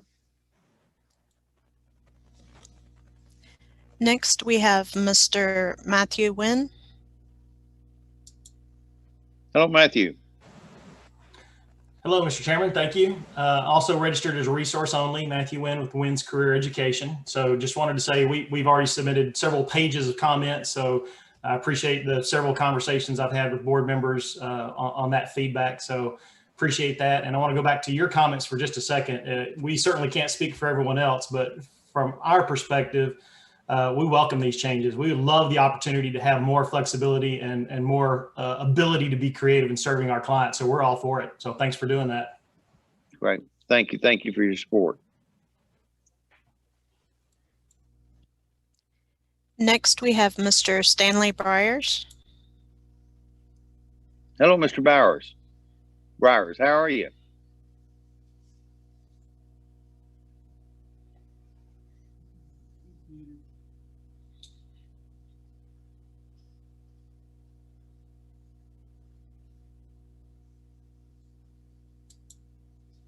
He's muted. Okay, Donna, we may have to go to the next one. And can you hear me now? There you are. There you are. Hello, Mr. Briers. It wouldn't come off unmute. Okay, well, you're good to go now. Mr. Chairman. Yes, sir. Thank you again for that phone call you made to me right after you got appointed to the board.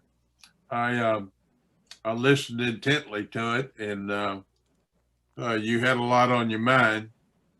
But I also watched your confirmation hearing and your testimony on 636, and I thought they were both excellent and good. And I think in that Senate hearing, you probably got us 2 votes over there. We had 6 going in, and we come out with 8. So I think you did a good job on that. Thank you. And thank you, Mr. Mayor. And on your junior college situation around the state, I think that's a wonderful idea if we can get it moving. And what I'd like to offer is I have my editor for our CE book has a doctorate in education and also a journeyman's license that he earned as a young man. And then I have another man that has a master's in education, taught for A&M, and retired from the board. And then I have another one that's working on her PhD. And I'd like to, in the areas that they live in, maybe we could pair them up with the junior colleges to get these programs kicked off and give them some help, give the junior colleges some help along the lines of what they need for the plumbing industry. So I'd be willing to volunteer their efforts, and we would certainly compensate them for what they did, so you wouldn't have that problem. Thank you, Mr. Briers.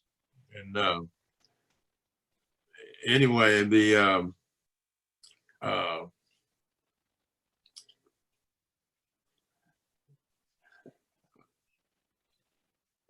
I just wanted to thank the board for their help in coming and helping our plumbing industry. We've been at it a long time, run into some rough waters, but looks like we'll get this thing continued for the next 12 years. It's pretty favorable. So I just wanted to mention that our practical exam, we all have a lot of pride in that, And we've had people from all over the country come to this board to try to duplicate it in their exams in their various states. We've worked hard to make that a good exam, but I think we'll have to get it to where we can get the practical aspect.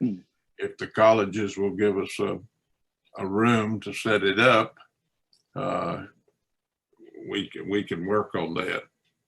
And yeah, one of the other things is I wanted to mention as you were going through the budget and the questions on the budget, and in all the years that I have been around the board, we have never had a problem with budgets or controllers or the controller of public accounts. And our people working in our budget office have been very diligent in keeping the board on a sound footing and not overrunning our expenses. And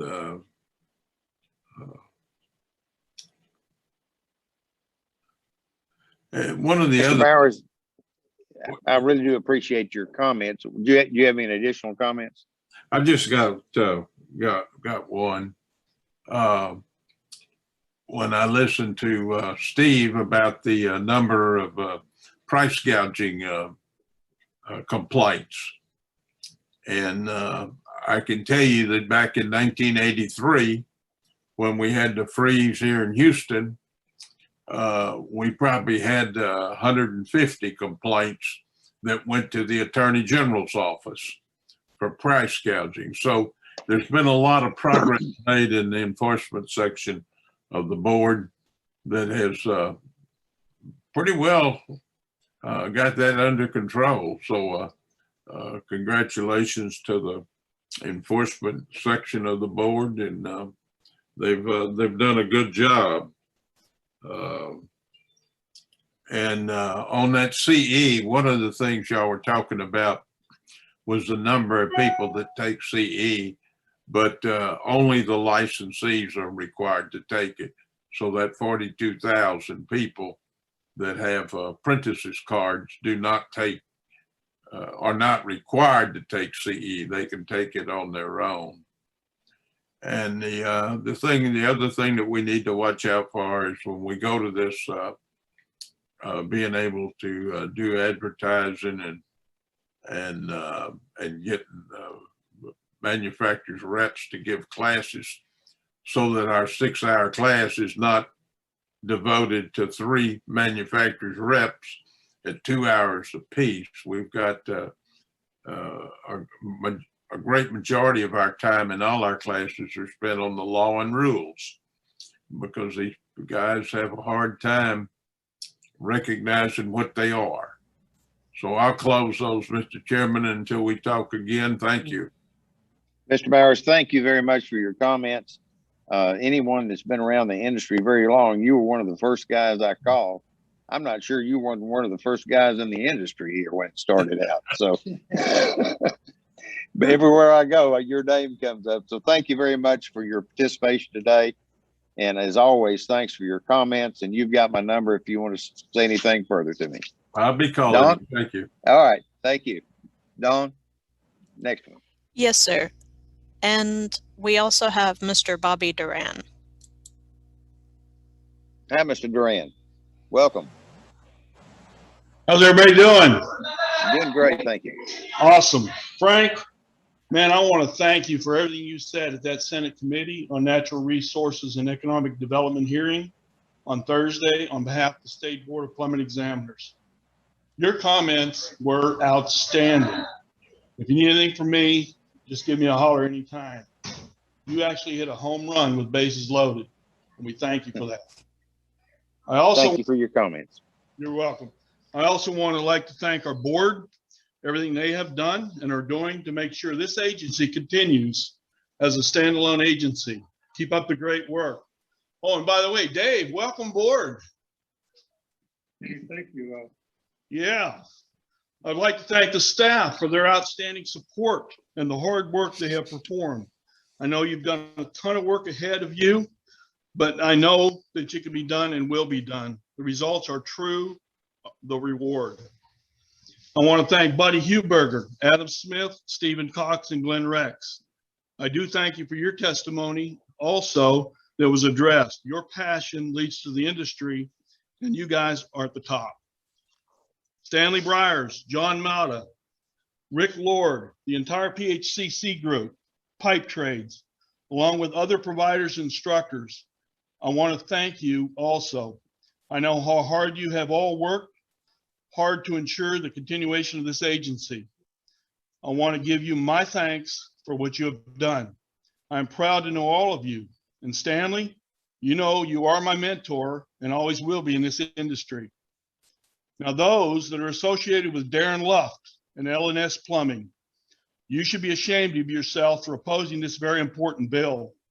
You know, you know what? I appreciate what you're saying. Let's keep it positive. Let's not okay. Let's not single people out, if you will. All right. Everyone's entitled to their opinion, and some we agree with, some we don't. But let's not do that if you don't mind. Okay, that's fine. That's not a problem. I have no problem with that. I just want to thank everybody for what they've done and how much they've hard work that we've all put together for this. And I just think it's very important to understand how important training and education is, and along with everything else. And I'll be there to support any way I can. Thank you. Thank you so much for your comments. We very much appreciate your participation and weighing in. We realize everyone who has spoken thus far are key players in their industry. And if you care enough to listen this far, I appreciate it. So, Dawn, who's next on our agenda? That's all that I had on my list. Oh, we have one more, Mr. William Huberger. Hi, Mr. Huberger. Hello, Mr. Chairman Denton and board. I thank you for your comments the other day. I was listening. Well, I was proud to be there. I'm proud to be a part in the system. I wish I'd gotten involved years before I did. You know, every plumber needs to go do that once. The first time you do it, you're nervous as a cat in a room full of rocking chairs. But, you know, last Thursday, I was more confident than I've ever been down there before. But I want to thank everyone for their involvement in what they're doing to keep state regulation of plumbing intact in Texas. On the continuing education, I've already sent one comment in. I'm working on another one to send in right now. I'm looking forward to seeing some of the changes.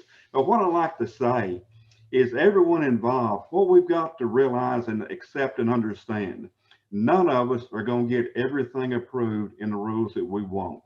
That's right. We're not going to please us all. So we've got to work together. We've got to compromise, and we've got to be willing to give and take. And then we work with what's adopted. And if we don't like it, we work to change it. But until it's changed, we go by it. But we've got to compromise and come up with solutions.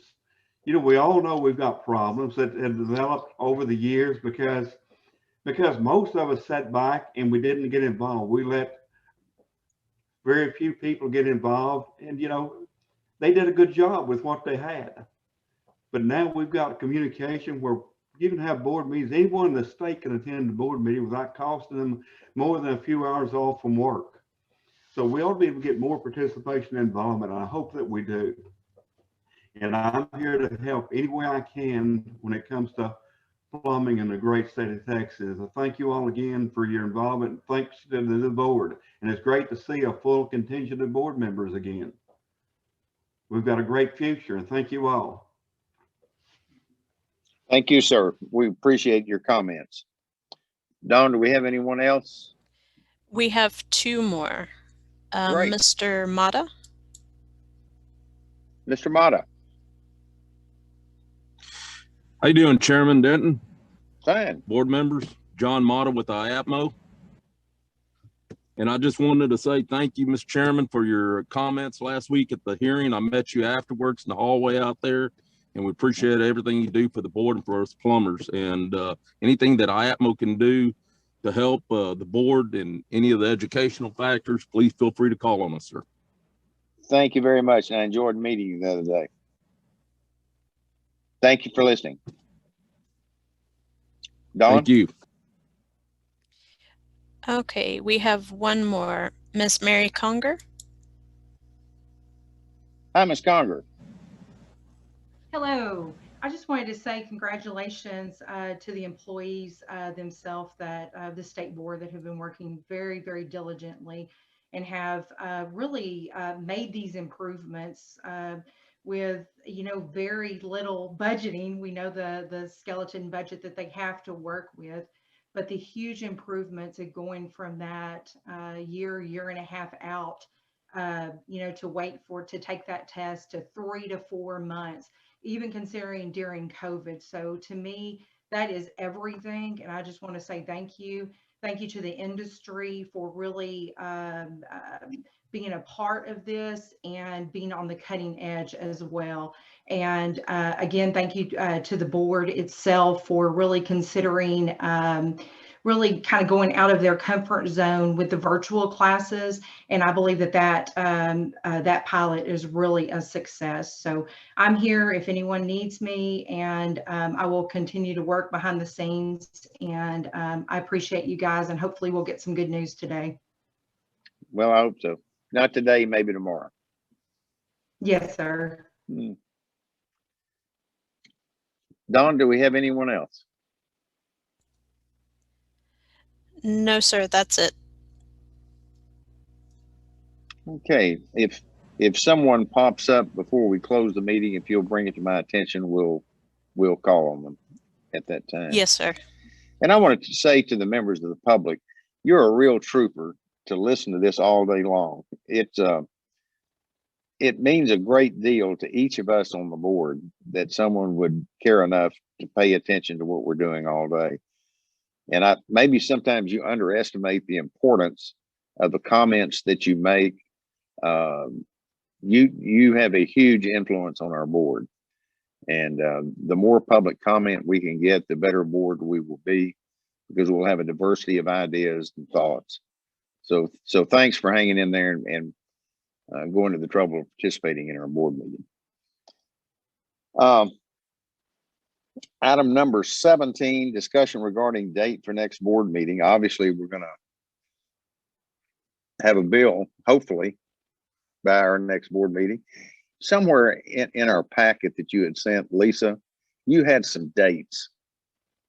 The very last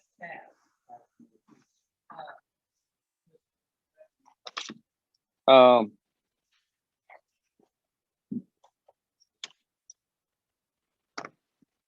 Board members, I have no idea whether these are going to be good or bad right now. But how do you feel about us adopting these dates subject to change? Is the board okay with that, or do you want to meet sooner or later, or under this schedule? June 23rd will be our next meeting. That gives us a little bit over a month. It'll give us time for some work on the rules on continuing education. It'll give us some time to get our feet on the ground, exactly what we have legislatively. So you want to tentatively set June the 23rd, board? Is that okay with everyone? Okay, I don't hear anyone objecting. So let's tentatively set a date of June the 23rd. I didn't even look, what day is that on the calendar? Wednesday, which works, I think, good for everyone so far. As far as agenda items, clearly continuing education is going to be on the agenda, possibly, and Helen might want to work directly with board members individually to get their thoughts after reading the public comments that we got, especially the plumbers, the licensed plumbers that we have on our board. They're the ones that are going to be closely and the most affected, they and their employees. So Helen, you might want to work with them individually as well as myself, and possibly we can come up with some, by the 23rd, a set of rules to actually propose for posting in the Texas Register. The other items, for sure, we will have a legislative update in detail concerning any changes that are going to be take place as a result of the legislation. We'll try to be prepared on a line by line basis of the changes that are going to be proposed there.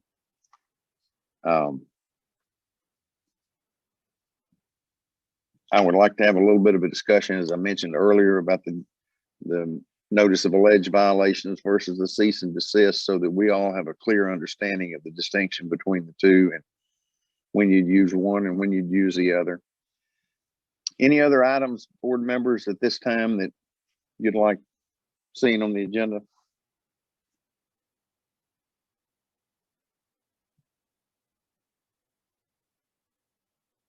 Mark, Ben, Milton, anyone, anything that we're not covering that we should? Remember, the next item will not be a staff report. It will be strictly continuing education, legislative report, and whatever else that we come up with, put on the agenda, but we will not have staff reports at the next meeting. Ben, were you about to say something? No, I was just going to say I'm happy to work with Helen on the stuff that you requested. Great, that'd be wonderful. Okay. And Okay. that sounds great. Look forward to receiving it.